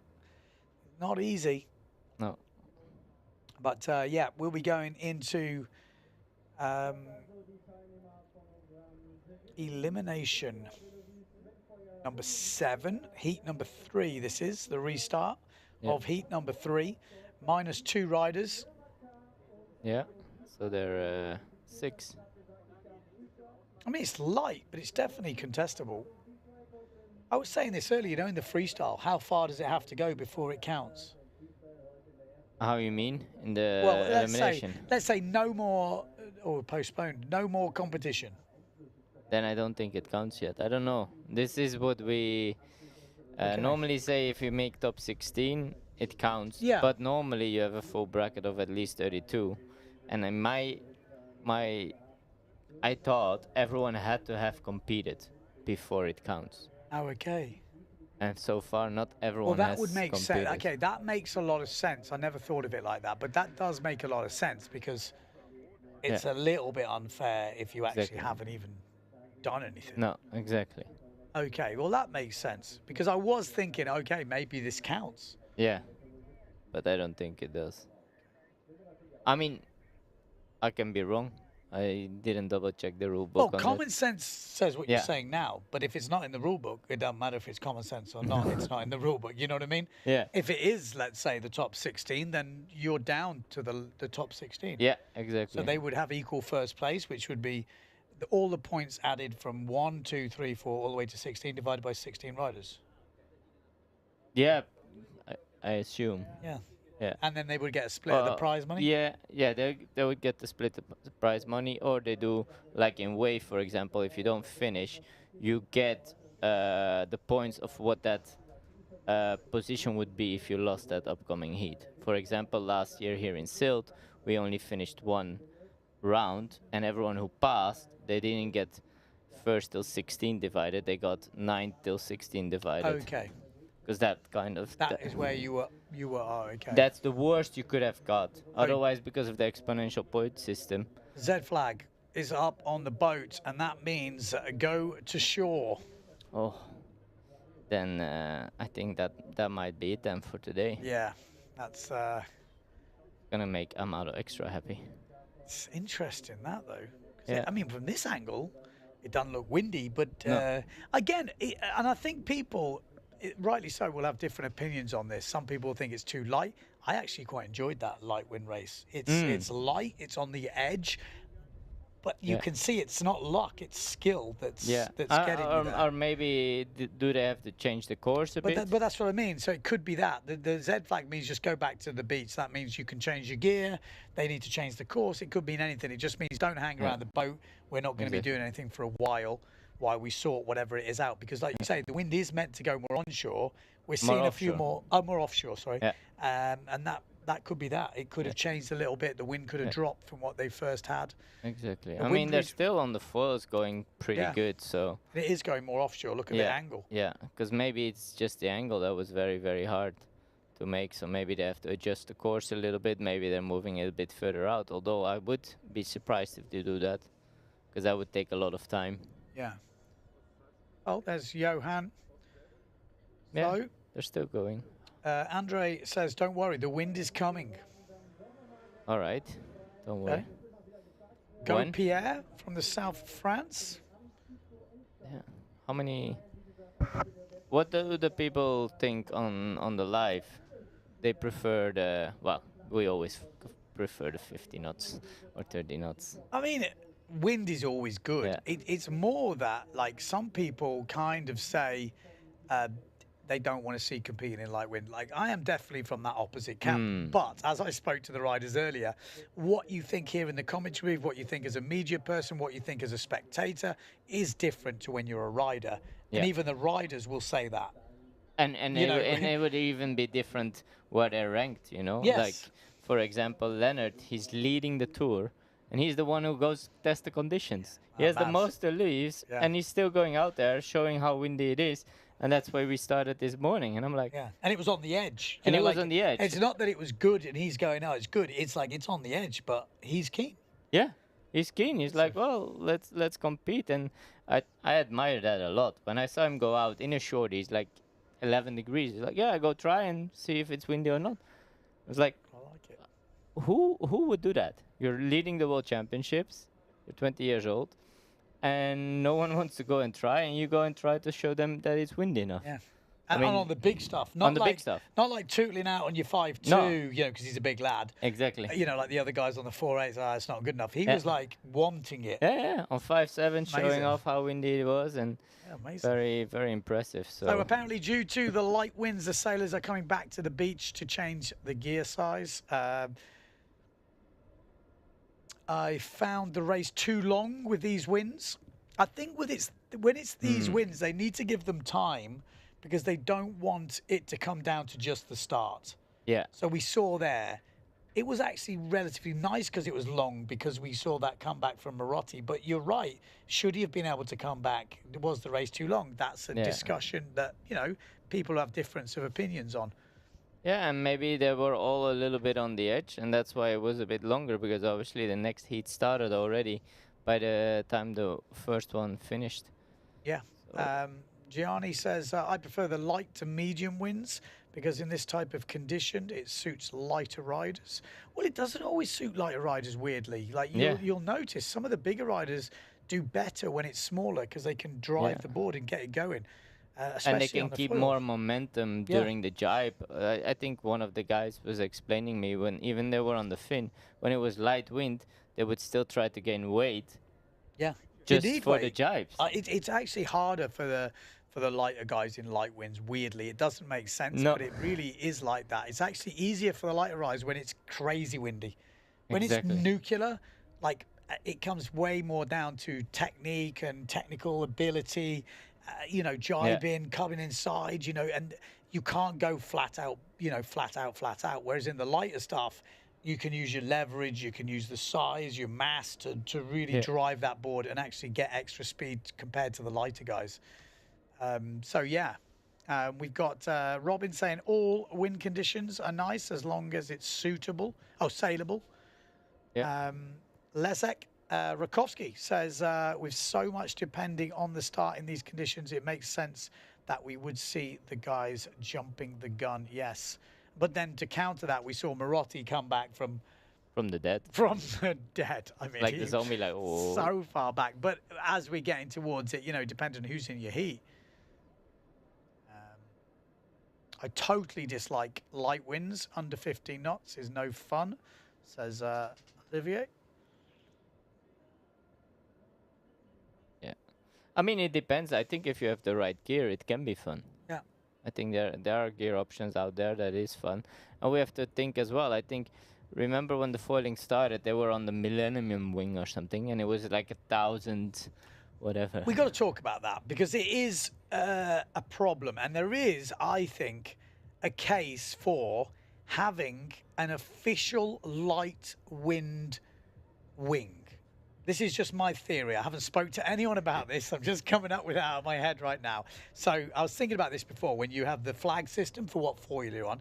But I feel there should be a light wind wing race where you have to use whatever you've registered as your light wind race. So say now, it's like this is officially now a light wind race. You have to use your big wing because then no one gets an advantage unless you've registered a smaller light wind ring. But who would do that? Because there is such a difference between a big wing and a smaller wing in terms of actual speed. And the problem is that no one wants to take that like bigger wings now, like 1,000 or something like this, let's say, which is for these guys is just way, way too big. But with 1,000 out there, no problem foiling. No, not at all. You know, but it wouldn't be fast. So they can't risk it because if it is a bit windier than light winds or someone else is on a smaller foil, they'll just get whooped. Yeah. So they're trying to get the smallest wing possible without, you know, not having the lift. On how do they measure it? They measure it on surface. Well, that's you the almost thing. could say like, okay, it's a light wing. You have to have 700, which is bigger than most guys have. But people are different size. But I think there's got to be like a, I don't know, like I'd need to speak to the sailors about it. But I really think you can't have this point where few people are on smaller wings, you're on the bigger wing, and because you want the race to happen. Yeah. Because the problem I'm saying is the biggest problem isn't that, oh yeah, but you can choose what you want. Because if they choose what they want, they choose a smaller one, they all drop off the plane, we stop the race. Whereas what I'm saying is they need to be forced to use a big one. And then they say, well, now we know everyone's on the big one. Yeah.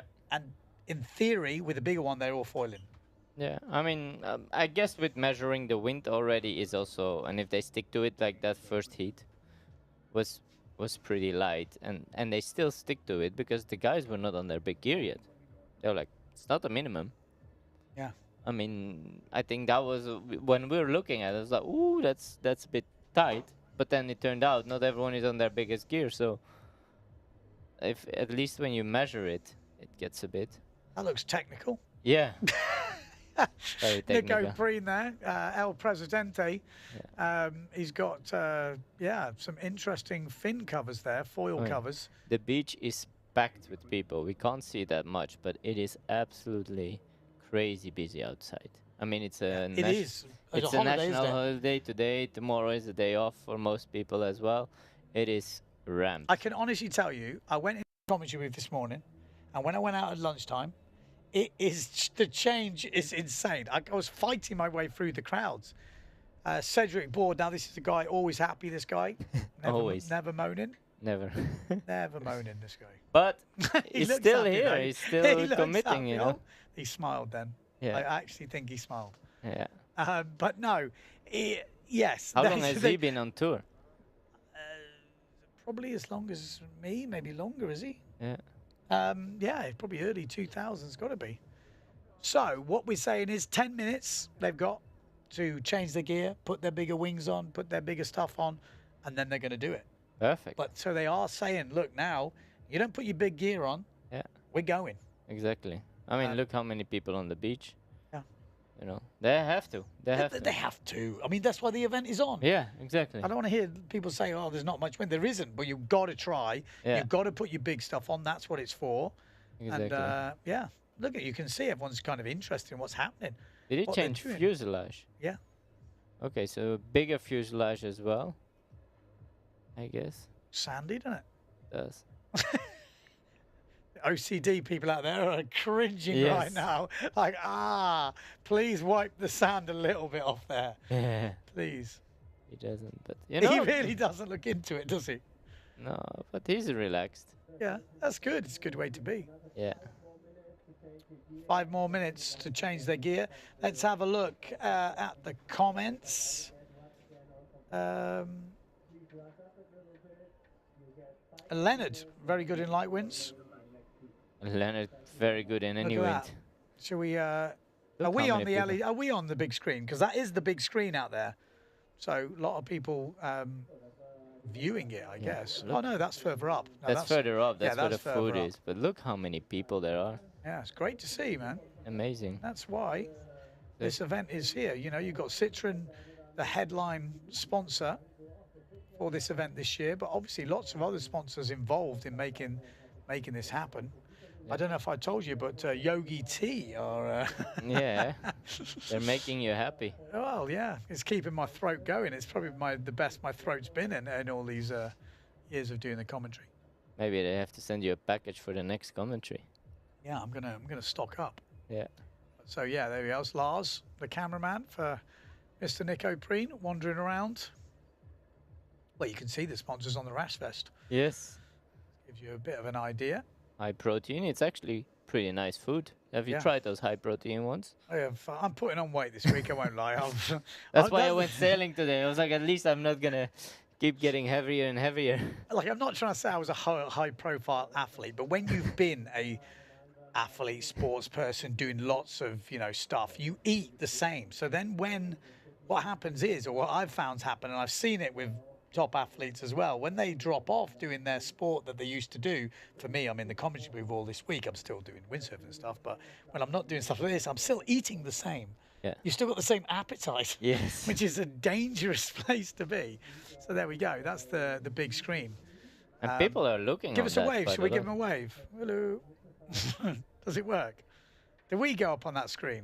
Yeah, I think that's a live one at the moment. No, we don't get that. No, they're gonna switch it. Well, Oh, you maybe. should switch it to us. Switch it to us. We'll give them a wave. Price. And we'll see picture in the picture. No, because then they switch. Hey, hello. They're like, why are these guys? They're the commentators. And they're looking Oh. where the camera is. Hello. Hello. Look, they're waving back. Look, see, they're waving back. We got a wave.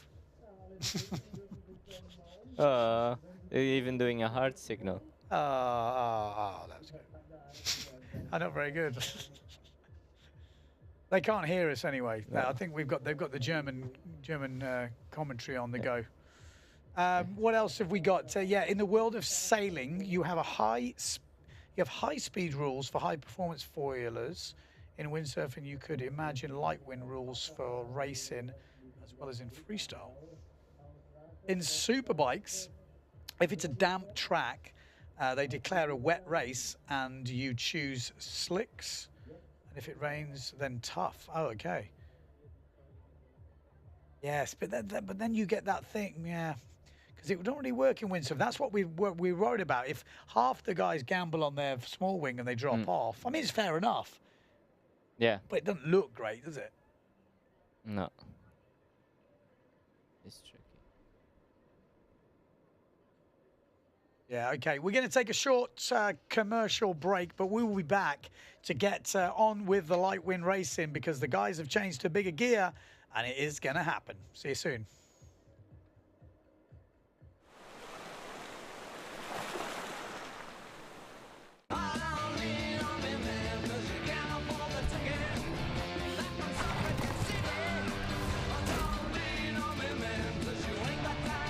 Elektromobilität ist nicht länger nur etwas für die Elite. Die Revolution hat begonnen. Der neue Citroen EC3 ab 23.300 Euro.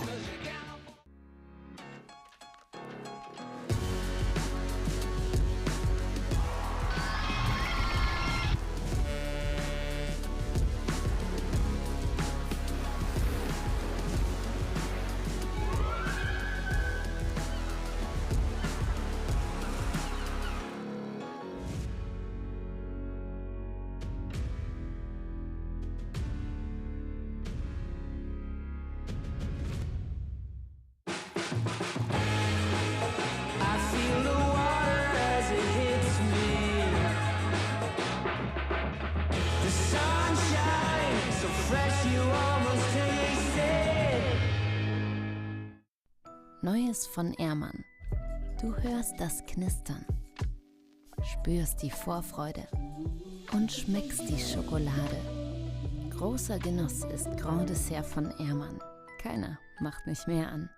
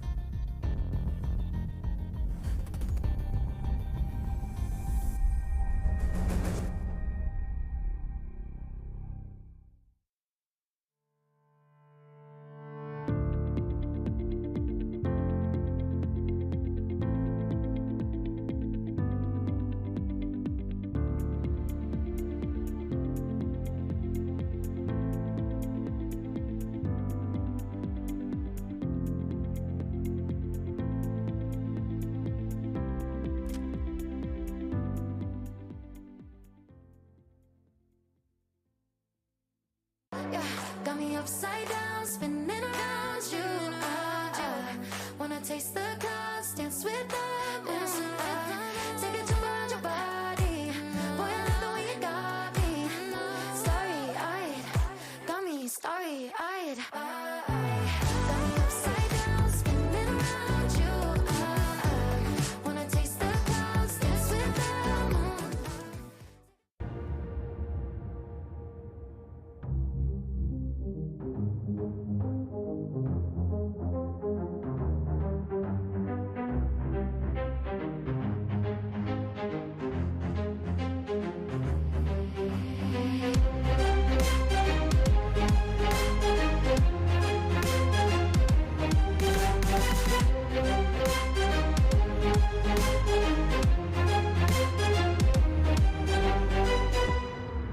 Everything should end and begin at sunrise. And in between, there should be the sea, the food, the people, the music, the wind, love, and pleasure. I'm 42 years old, and this is my first sunrise. There are 1,000 reasons to come to Punta Cana to watch this sunrise, and 999 more. Taste the paradise. Taste Punta Cana.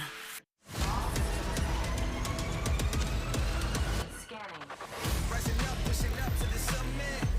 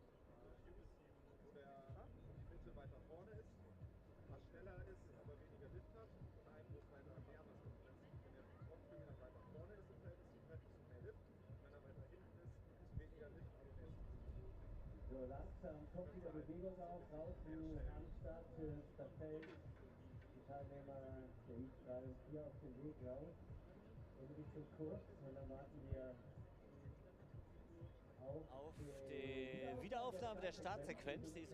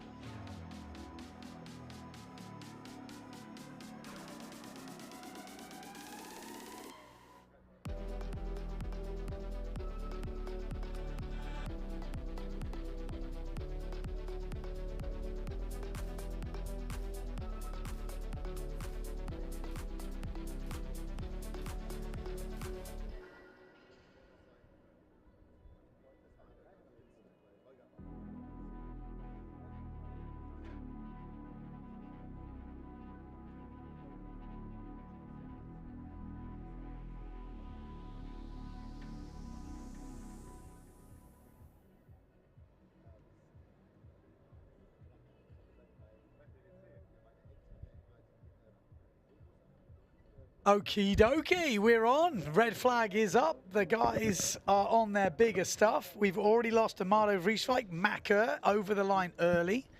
And we will be going into heat number 3 next in Elimination 7. If you missed out my chat earlier, Elimination 7 is a big one. It's when we get 2 discards. And Marlo Vrieswijk has just blown his discard. The discard he gains in Elimination 7, he's just used, same as Macker, because these two have just jumped the gun. We've still got Mortafon in this. Wolf, Hooper, Delarue, Schoberg, and Foyer. Are we going to see? Who are we going to see push in, actually, to that top 4? Because we would expect Mortafon, the Wolf, and Hooper. They're the 3 seeds. You'd expect those guys to make it. And now Delarue's the young guy coming up, as Schoberg as well, and Foyer. One of those guys will make it. Foyer, who's the highest ranked of all of them 3? It's a good question, Mr. Dieter van Dijken. It is a good question. And because I have the feeling like Foyer has a little bit higher ranking. Schoberg had a good race, which might make the difference. Schoberg is 28th, Foyer is 29th. And Delarue is 23rd. He had a couple of good ones, just 18.5, a 13. Yeah. So Delarue would be the high pick. Yeah, Schoberg had a 12. Ah, 12. That first day, I remember. Yeah. So, yeah, it's going to be one of those guys, and they're all relatively evenly matched Yeah, Maybe it's De La flying. Rue has shown some stuff. Oh, And now they're on the bigger gear. It looks windier. Yeah, it looks such a difference. They'll be moaning now. They're overpowered. And that's the problem. It is hard when you're taking the bigger stuff. As long as you know everyone's taking it, it's Yeah. like, yep, we're all in the same boat. Let's get Exactly. on with it.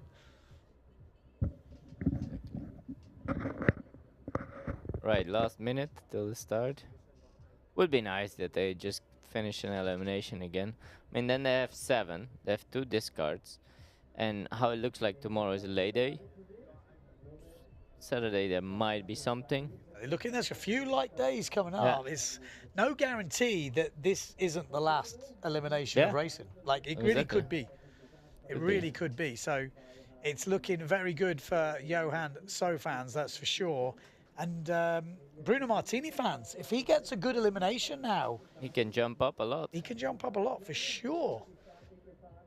But he needs a good elimination. There's no guarantees there. A good one yesterday would have put him in a good position as well. They're all coming. I mean, now you can see how they're swirling, trying to stay on the swell, not get off the swell.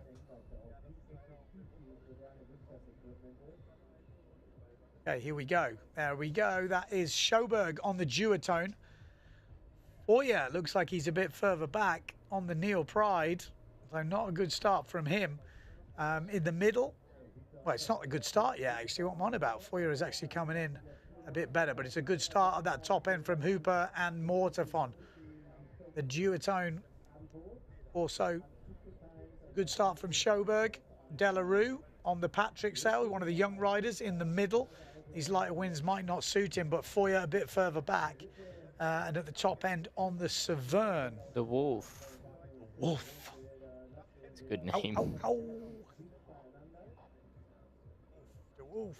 Yeah, definitely the 3 hot seats are already looking like in the first top 3. Is it Das Wolf? Or Der Wolf? Or Die Wolf? Der Wolf, I would say. Sounds more Der German. Wolf. Der Wolf. The Wolf is coming. There we go. Two Phantoms. Sjoberg looking good. Yeah, Sjoberg's in that top 4. De La Rue just behind him. And then Foyer in 6th place at the moment. So it is going to be the young De La Rue going against the young Sjoberg as well, actually. Sjoberg's not so old, but De La Rue going well here. Going well on the Patrick, isn't he? He's pushing hard here to get inside this top 4. These are the 2 that have had the 2 best results out of the 3 guys pushing to try and get into the qualifying spots. The Wolf is looking good. That's going to be a tight jibe. Like Sjoberg still has the inside line, which you holding could him. see that was very important yesterday in the racing in the women.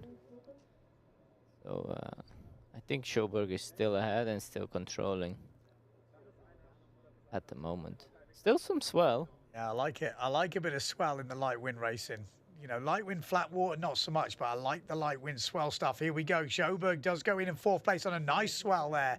And De La Rue will actually not fit on that swell at the same time, so he'll lose some ground. And he's trying to pump to get onto the front of it because he knows if he can get on the front, he will level up with Sjoberg. But he doesn't make it, and he does lose ground there. So Sjoberg just manages to get on that swell. Big difference between being on the swell or not, and it can work the other way as well. If you get to the mark early and the other guy lands on a swell, he can catch you up like that, like so fast. So this race is all about 4th place right now. Obviously, Mortafon, Hooper, and the Wolf are in the top 3, but Sjoberg on that duotone in 4th place at the moment. De La Rue in 5th place and not qualifying, so he's going to have to make a move at some point. And it's decision time. You know, when does he push? When does he push hard? They look pretty even Stevens in the speed. So it's going to come down to the jibes and the swell. But in out-and-out speed, they're looking very similar. So Mortafon round in 1st place. Little touchdown. Hooper round. The Wolf, great jibe from the Wolf. Amazing jibe. Sjoberg. Ooh, gets off that swell there. Does he touch? He's pumping to cheat. Oh, he does touch. De La Rue, look at that. Makes his move, saw an opportunity, and De La Rue is making the most of it. He just had a little bit of to, push off out of that jibe, and he just gave it some to give it the acceleration and has gone straight over the top of Sjoberg. That's how difference it can change. And that is the difference between foiling in this wind and fin sailing in this wind. Yeah. Fin sailing in this wind, terrible. It's not going to be exciting. But the foiling in this sort of stuff, very technical. You're trying to keep that thing going on the foil. You're obviously not going to pump all the way around, but when you get the opportunity, you've got to make the most of it. And a great move from the young Frenchman there. But the Swede is coming back here, Sjoberg. And Foyer is not out of this yet. No, Foyer exactly. is a little bit further behind. If these two get caught up in a battle, Foyer just seems to be making ground up on the two riders fighting it out for 4th place. I mean, the top 3 look sorted. Mortafon, As long as they stay on the foil. Hooper, and the Wolf. Now, let's keep an eye on that 4th place battle because that is where the fight is. And it is Delarue still there. And Foyer is closing in. I'm not counting Foyer out yet. Foyer is in the mix here. Delarue will go round in 1st place. Does he get a good jibe? Stays on the foil nice and clean. Foyer going a little bit lower. No. I don't know. I think Foyer's in this. Yeah, but Sjoberg is gone. That's it. He did well. Well, actually, Delarue's pulled out now. Yeah, Delarue's had some amazing jibes. Yeah, Sjoberg, disaster now. That is it. His race is over. Yeah. This is the last reach. Could we still see some drama? And you say, Ben, drama in this wind? Well, if someone hits a swell, if someone touches down, 100 meters can disappear in an instant. Yes, definitely. Definitely. But it will be Pierre Mortafon that books himself into the semi-final. Belarus still there in 4th place, so I think he's looking good. But Mortafon wins it. 2nd place is Hubert. And the Wolf. Der Wolf. Delarue will get that 4th and final spot. Another top 16, at least. Yeah, good race into the top stuck 16. on that. His 2nd top 16. Exactly. 2nd discard comes in. Might make big difference in the end. 1 minute. Okay, heat number 4. We've got the event leader at the moment, Johan. So he doesn't even need this race because he can just discard it and he'll still be winning. But Benedetti needs this race. He needs that 2nd discard. Goya needs this race. Bruno Martini needs this race. Oh, this is a great race. Exactly. Perrine is in there. Struzmar, Board, Hessels and Winter. But the top row there, there's a lot of boys that need this result. And Winter is pretty good from what I recall as well. Cedric Board in this win, exactly. maybe? This is a pretty tight fight. Struzmar? That's one of the deadliest quarterfinals. This could be an interesting one.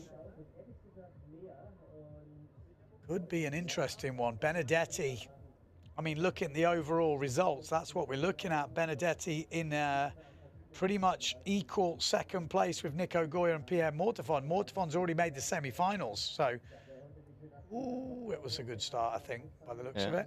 But, Benedetti getting a bit caught up. Yeah, Benedetti not with a good start there, though. Benedetti in a bit of trouble here. Cedric, good start from him. Cedric Board's got some speed. We know if he can get his jibe sorted, we know Cedric's got the speed. Benedetti, though, is just doing this IQ foil style. He hasn't stopped pumping. Nico Preen. Hasn't hooked in yet. No, he's quite far back, is he? Well, now he's in 3rd almost. Which is Nico? Nico Goyard is all the way upwind. He's in 5th at the moment. Nico not looking good. No. But one thing's for sure, Johan So, he was out there first today, and he's looking pretty good here. So in 1st place as we come into this first mark. 2nd place, Cedric Board. And Benedetti has pumped his way into the top 4. Super wide jibe now, though. But I think he did that on purpose, tactically there, and it's worked out well. Look at him. He didn't want to get caught up in that melee, which is happening now. Ooh, and Martini is missing out. Bruno. Yeah, Bruno Martini not looking good. But I think that was really interesting to see what Benedetti did there. And I think a lot of people can learn from that. It's not just jibing round as close to the buoy as possible. He stayed out of trouble and he's got out of this pumping battle here. Preen is just struggling to keep it going. I mean, it's light, line. But the top 4 are going. Yeah, definitely. Cedric Board in the mix here in 4th place. Benedetti up into 3rd. Who's that in 2nd on We've the Neil got Pride? the Neil Pride of, my brain, I need to see the list. We've got... Winter? Is he on Neil Pride? Or No. Stroosma? Stroosma. Yeah, Stroosma's on Neil Pride. How far ahead is Johan So? Johan So? Johan So, absolutely. I mean, he's one of the biggest guys there. Stroosma in 2nd place, Benedetti in 3rd, Cedric Board in 4th place, and then it is... Thomas Goyard. Sorry, Nico Goyard. Nico Goyard, exactly. Nico needs this. He can't afford to not be in the final. It's a light wind race, but if you're looking at big guys... The biggest one is in One of the biggest guys is at the front. I mean, probably the biggest guy. His hand went up, so I think they cancelled this race. Well, why? I don't know. Everyone's foiling. Yeah. Well, I'm not. Yeah, I'm not out there. But again, I know it's light, but I like it. Yeah. It's light, but I like it. But obviously, they're getting lower wind readings. Lower places in the course. Bruno didn't get up. Nico in the straight line dropped off the foil. Was it that? What foil's he on? Yeah, that's the question. Yeah, I don't know if the new That's the Pride ones have difficulty the with- smaller wings. I remember one thing. It's a difficulty with foiling. You can't tell what they're on, so it's very difficult to judge. You know, all I'm looking at is one of the biggest guys, Johan So, is not dropping off the foil. No, exactly. But I mean, and the then- call is made. Yeah, it's just an interesting point. It comes across it a lot. Like, who is it more unfair on? The guys that couldn't get going, or the guy that was leading and done everything right? Yeah. And that's the question I always have when we cancel heats. It's like, you know, usually the answer is, yeah, but it's unfair for the guys because they dropped off the foil. Be like, well, surely the guys that did what they had to do, got a good start, got clean air, had the right gear. Yeah. Did they all take the biggest sails and everything? Well, that is what we don't know. But, well, we'll have to wait and see. It has been cancelled. And, yeah, those discussions, again, there's no right or wrong, but there's definitely opinions. Yeah. And the forecast is that it would drop a bit. Yeah, it's a very tricky one. It's not the only race they've done. I think what we should find out is what gear they're on. What wings are they on? Yeah. We got Lars there. What wings is Nico Preen on?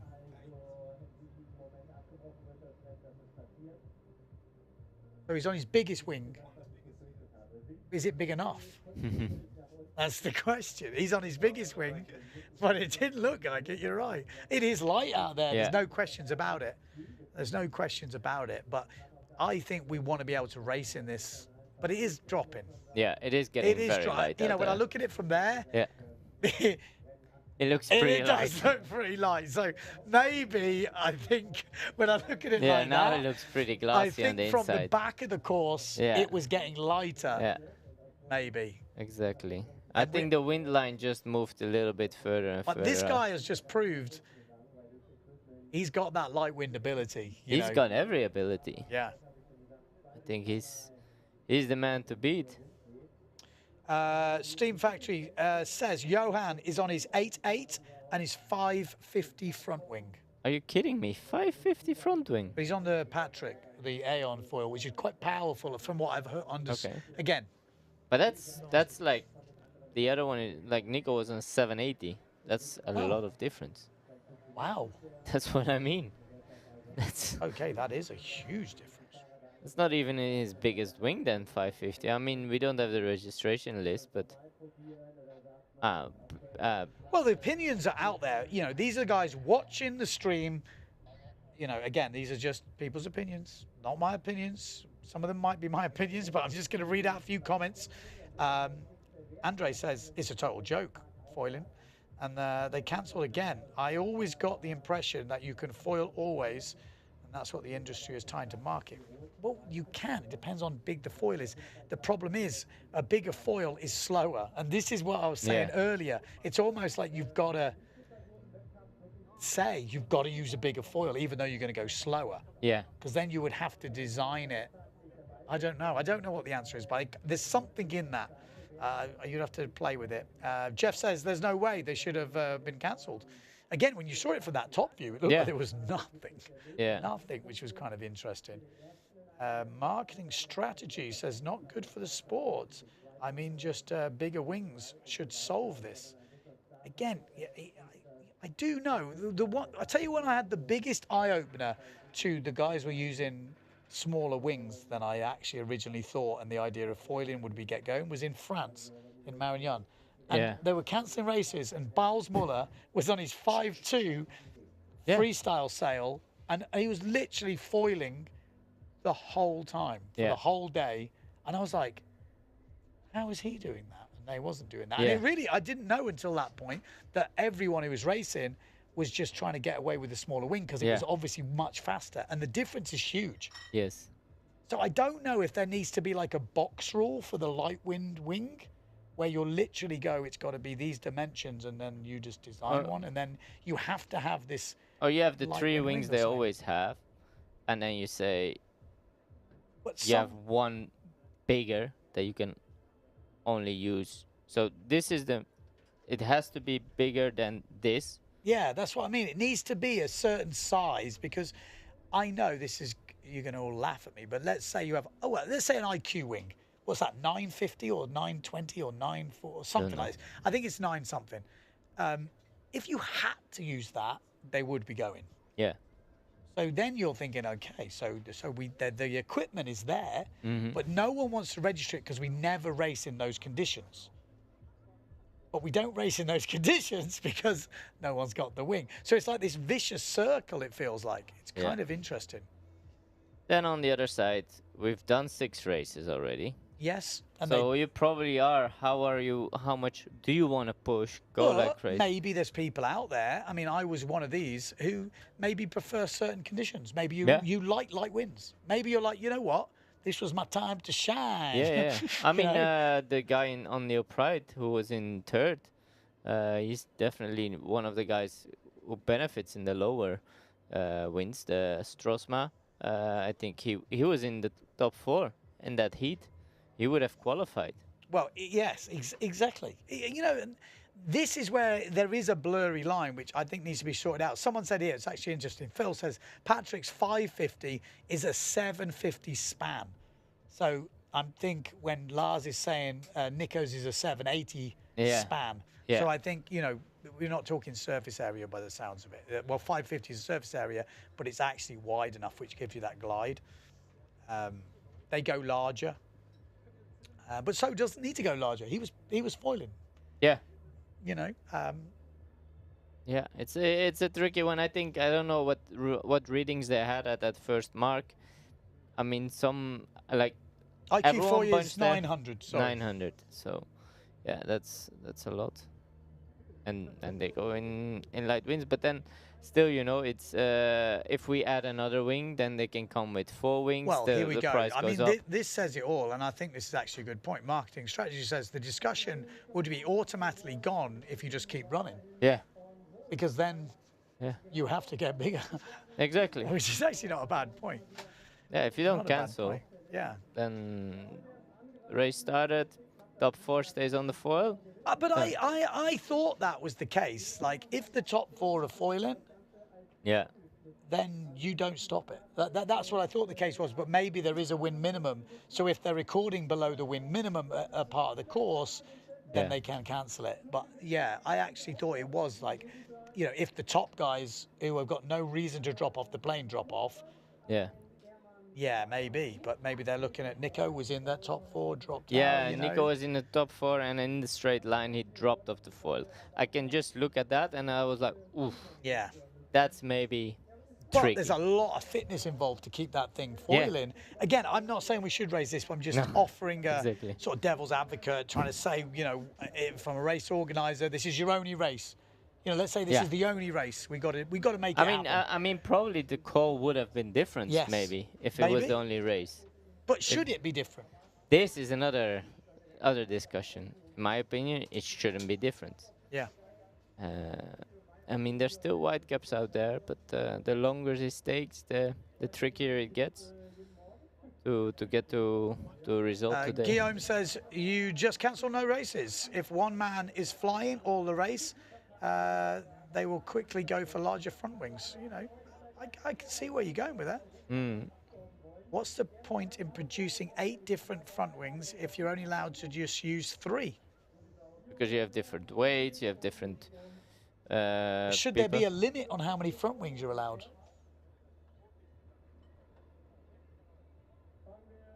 I think in a way, yes, because if you already know how much they're spending on the foils, I think that limit keeps that a little bit down.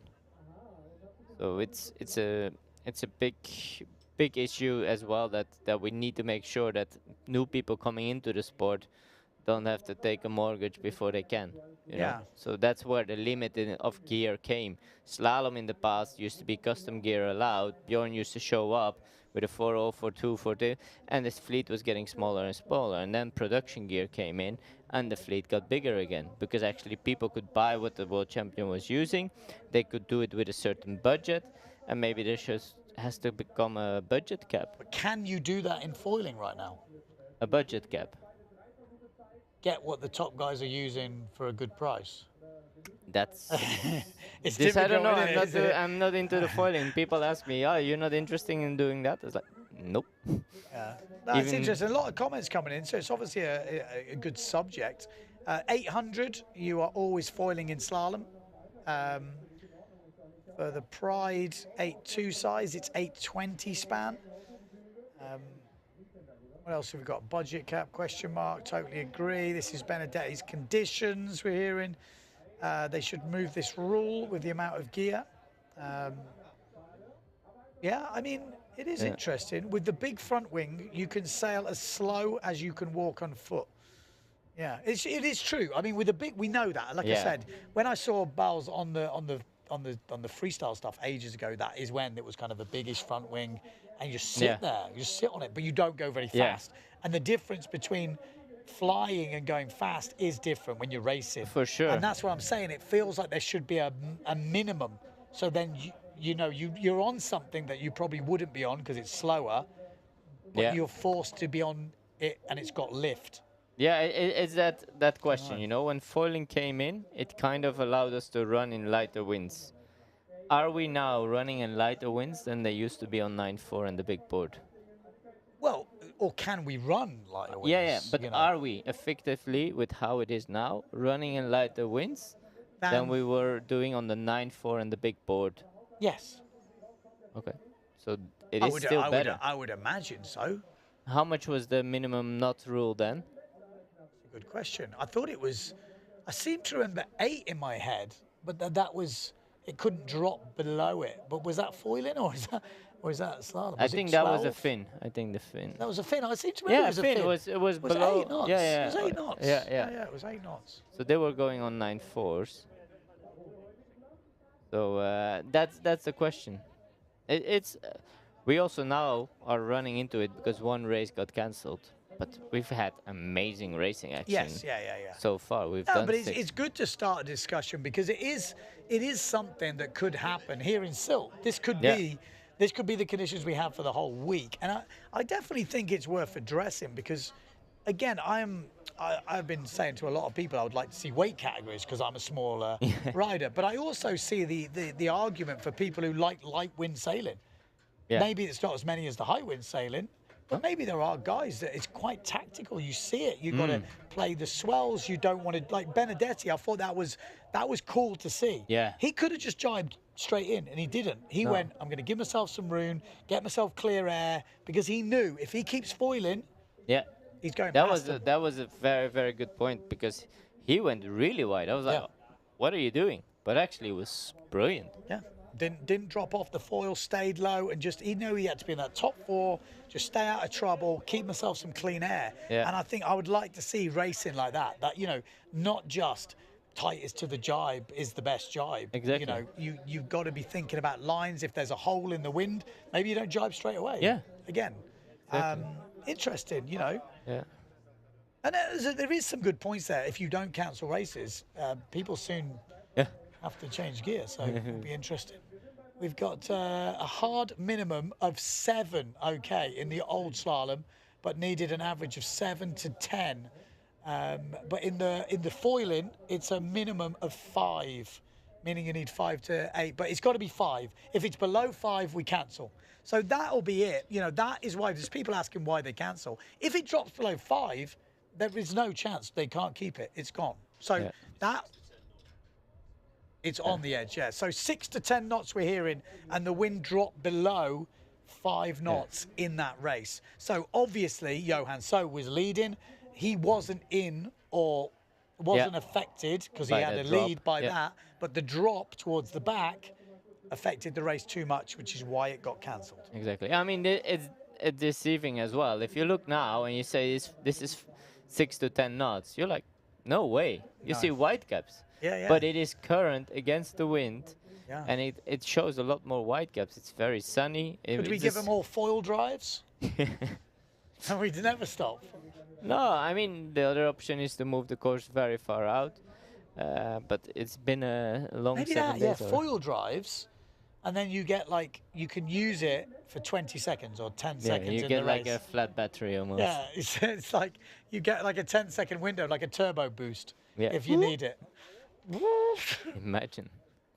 That would be quite cool, like Nitro. Yeah. In the old computer games. And then they use it at the end of the reach. Woof. I still have left. Whoa! Yeah, exactly. And then they crash off because they suddenly got more. So super light at the moment. We're waiting to hear confirmation of the plan. On the live ticker, it does say just the AP flag up is on the boat. Sounds like we're going to try and rerun heat number 4. So there we go. That is how we're looking. So we should be seeing some flag action very soon by the looks of it. If you are just joining us, we are in Germany, Sylt, for the Citroen Windsurfing World Cup. That's where we are. We're going to take a quick ad break, and we will be coming back to hopefully have some live racing for you.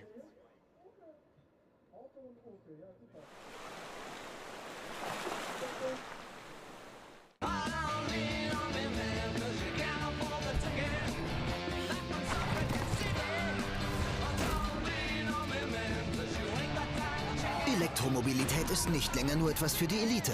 Die Revolution hat begonnen. Der neue Citroen EC3 ab 23.300 €.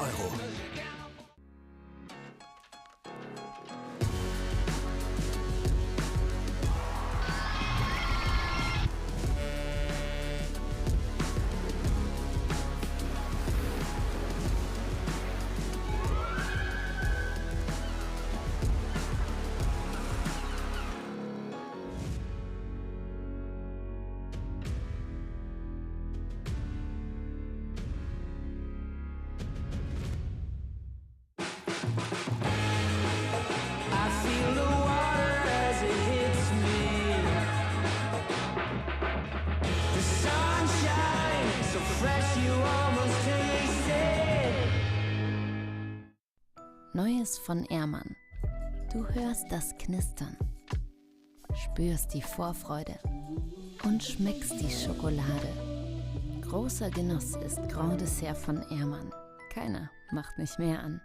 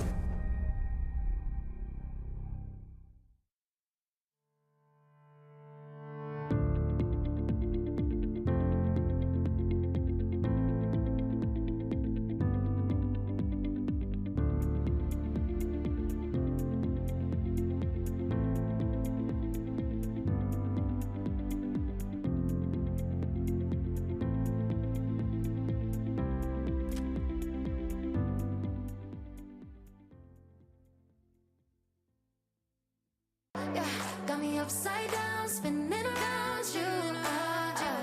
Wanna taste the clouds, dance with the moon. Take it to around your body. Boy, I love the way you got me. Starry-eyed, got me starry-eyed. Got me upside down, spinning around you. Wanna taste the clouds, dance with the moon.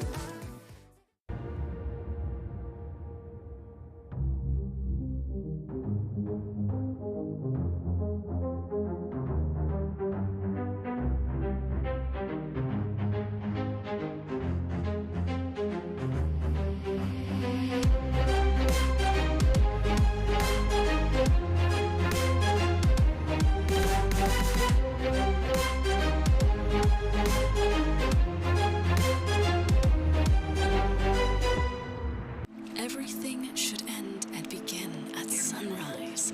And in between, there should be the sea, the food, the people, the music, the wind, love, and pleasure. I'm 42 years old, and this is my first sunrise. There are 1,000 reasons to come to Punta Cana to watch this sunrise, and 999 more. Taste the paradise. Taste Punta Cana.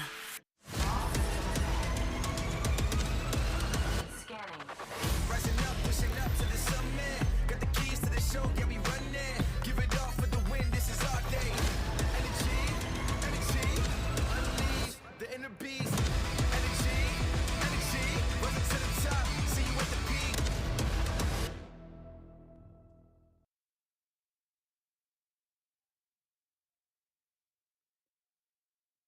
Okay, so we're back in for racing. Red flag is up. Heat number 4. The resale coming up. Johan So in this one. Benedetti in this one. Nico Goya. Bruno Martini. Nico Preen. Struismar. Board. Hessels and Vinter. All in this race. Big heat this. There's some guys that can really move here. Johan So obviously will be leading. They're only going to finish this elimination today. So Johan So will still be leading this event no matter what happens in this heat. But he could almost cement the victory with a win here in this elimination. But this is just the first round. We've got Benedetti trying to get up to second place in the overalls, which he can do with a good result in this elimination. Goya, same deal for him. He can make it up into second place in this whole competition. At the moment, these guys sitting in third and fourth with Pierre Mortefont in second place, but he's just 0.7 ahead of them. So as long as, well, a second discard comes in, which actually will suit Nikos Goya, actually more than Pierre Mortefont. Interesting. Benedetti as well. Yeah, they will go ahead of Mortefont if they do well in this elimination. Yellow flag is up on the boat.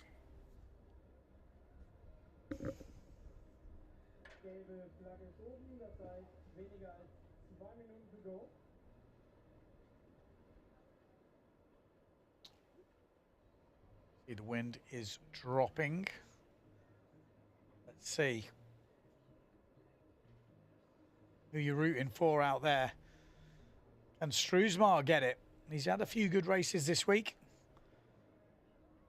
Board was looking good in that one. These two, you know, not seeded in this round, but is that the postponement flag up? I think it is. Oh, looks like we are in for a long evening here in Sylt for the Citroen Windsurfing World Cup. The wind is on the edge. I have to say, from this angle, it looks half decent, doesn't it? But the postponement flag is up.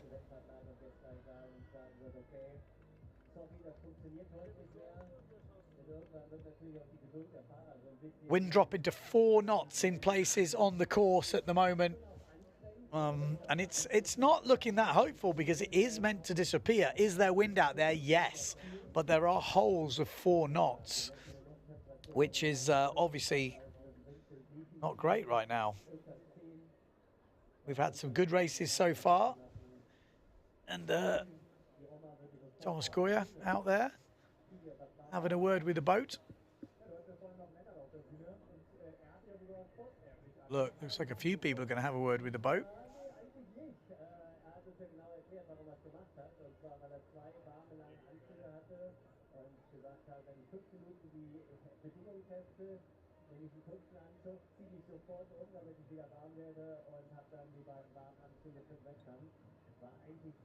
Well, it looks like most people, are they going back to the beach? A few people on full speed going that way, or maybe just testing. No, there's still people at the boat. So nothing decided just yet. The wind is dropping below the minimum. We got Nico Goya at the boat. Nico Preen is at the boat. Benedetti's up there. Struesmar's up there. Hessels. Got Sukas.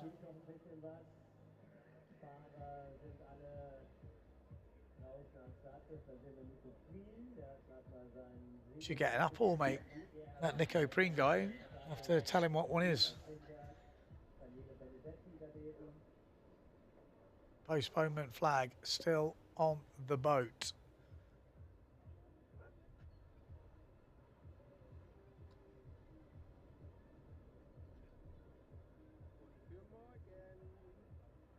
Okay, so they're going to give it another 5 minutes, see if it does improve. And if nothing improves, that could be it for the day. They're not too happy about the conditions at the moment. But yeah, let's see how it pans out. What have we got going on YouTube? What's the maximum allowed sail size in wind foiling? Is it a 10 meter? No, I think you don't need much bigger. I think after a certain size, it doesn't make too much difference. I think the wing size is probably more the difference. Any wind is always better than no wind at all. Yeah, that depends where you live, I guess. Everyone's got different standards, let's say. We are on hold at the moment. If you're just tuning in, this is day number 7. Yes, we've had some good action this week. Had some great racing. We've had some wave action, some serious onshore. Apparently 9.0 is the maximum sail size. And I mean, like I said, much bigger than that. Even some people don't even have a 9.0. It's an 8 something. So with the foiling, it is more the front wing size. Anything above that is kind of just drag. Marketing strategy says, any interesting rumors on the street, Ben? If I tell you, I would have to kill you. There is rumors going around. There's always rumors going around in Sylt. I have to do a rumor video. But, the rumor is that might be it for the day. That's the rumor. And that will be confirmed in about 4 minutes' time. Oh, he looks like he's getting a flag ready. That looks like the Z flag is coming up. That's a rumor, but it's not a rumor anymore. That rumor is go back to the beach. So Z flag is up on the boat. Ben van der Steen. It is it for the day. That is it. It is official. Go back to the beach. And now they're all pump onto the foil. So yeah, that is it for the day. It will be no more racing today. So thanks for joining us. It's been a pleasure. It's been a hard day. We've had a few freestyle heats. We've had a bit of racing action, but realistically, nothing happened. Feels like a whole day, but nothing actually happened in the end. We got a few freestyle heats out of the way. We did the first round of the freestyle, but does it count for an overall result? I'm not so sure. But those are the scenes you are looking at. I mean, there are guys that can't actually even get going there. And there is gusts out there where as soon as you get the gust, you will be flying. So, yes. Okay, well, thanks for joining us. See us tomorrow, day number 8. Will we have any wind? Well, I have to say, the forecast does not look good. My voice might not be this good tomorrow. I'm hoping Mr. Yogi T here is going to do the business because I'm going to have a few beers tonight. So stay tuned. Day number 8 coming up. I'll be here, don't you worry. But I won't be as early as I was today.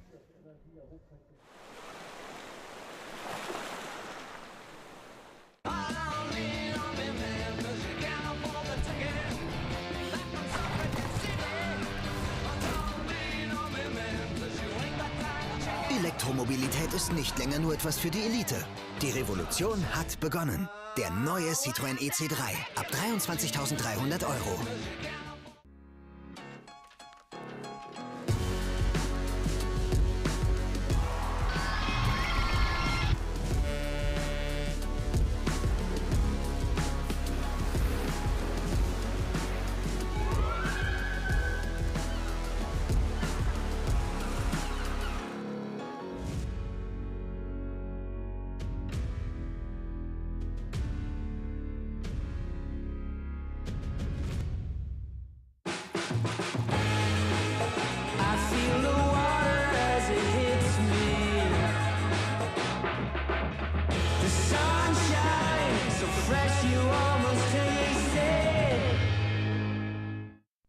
Neues von Ehrmann.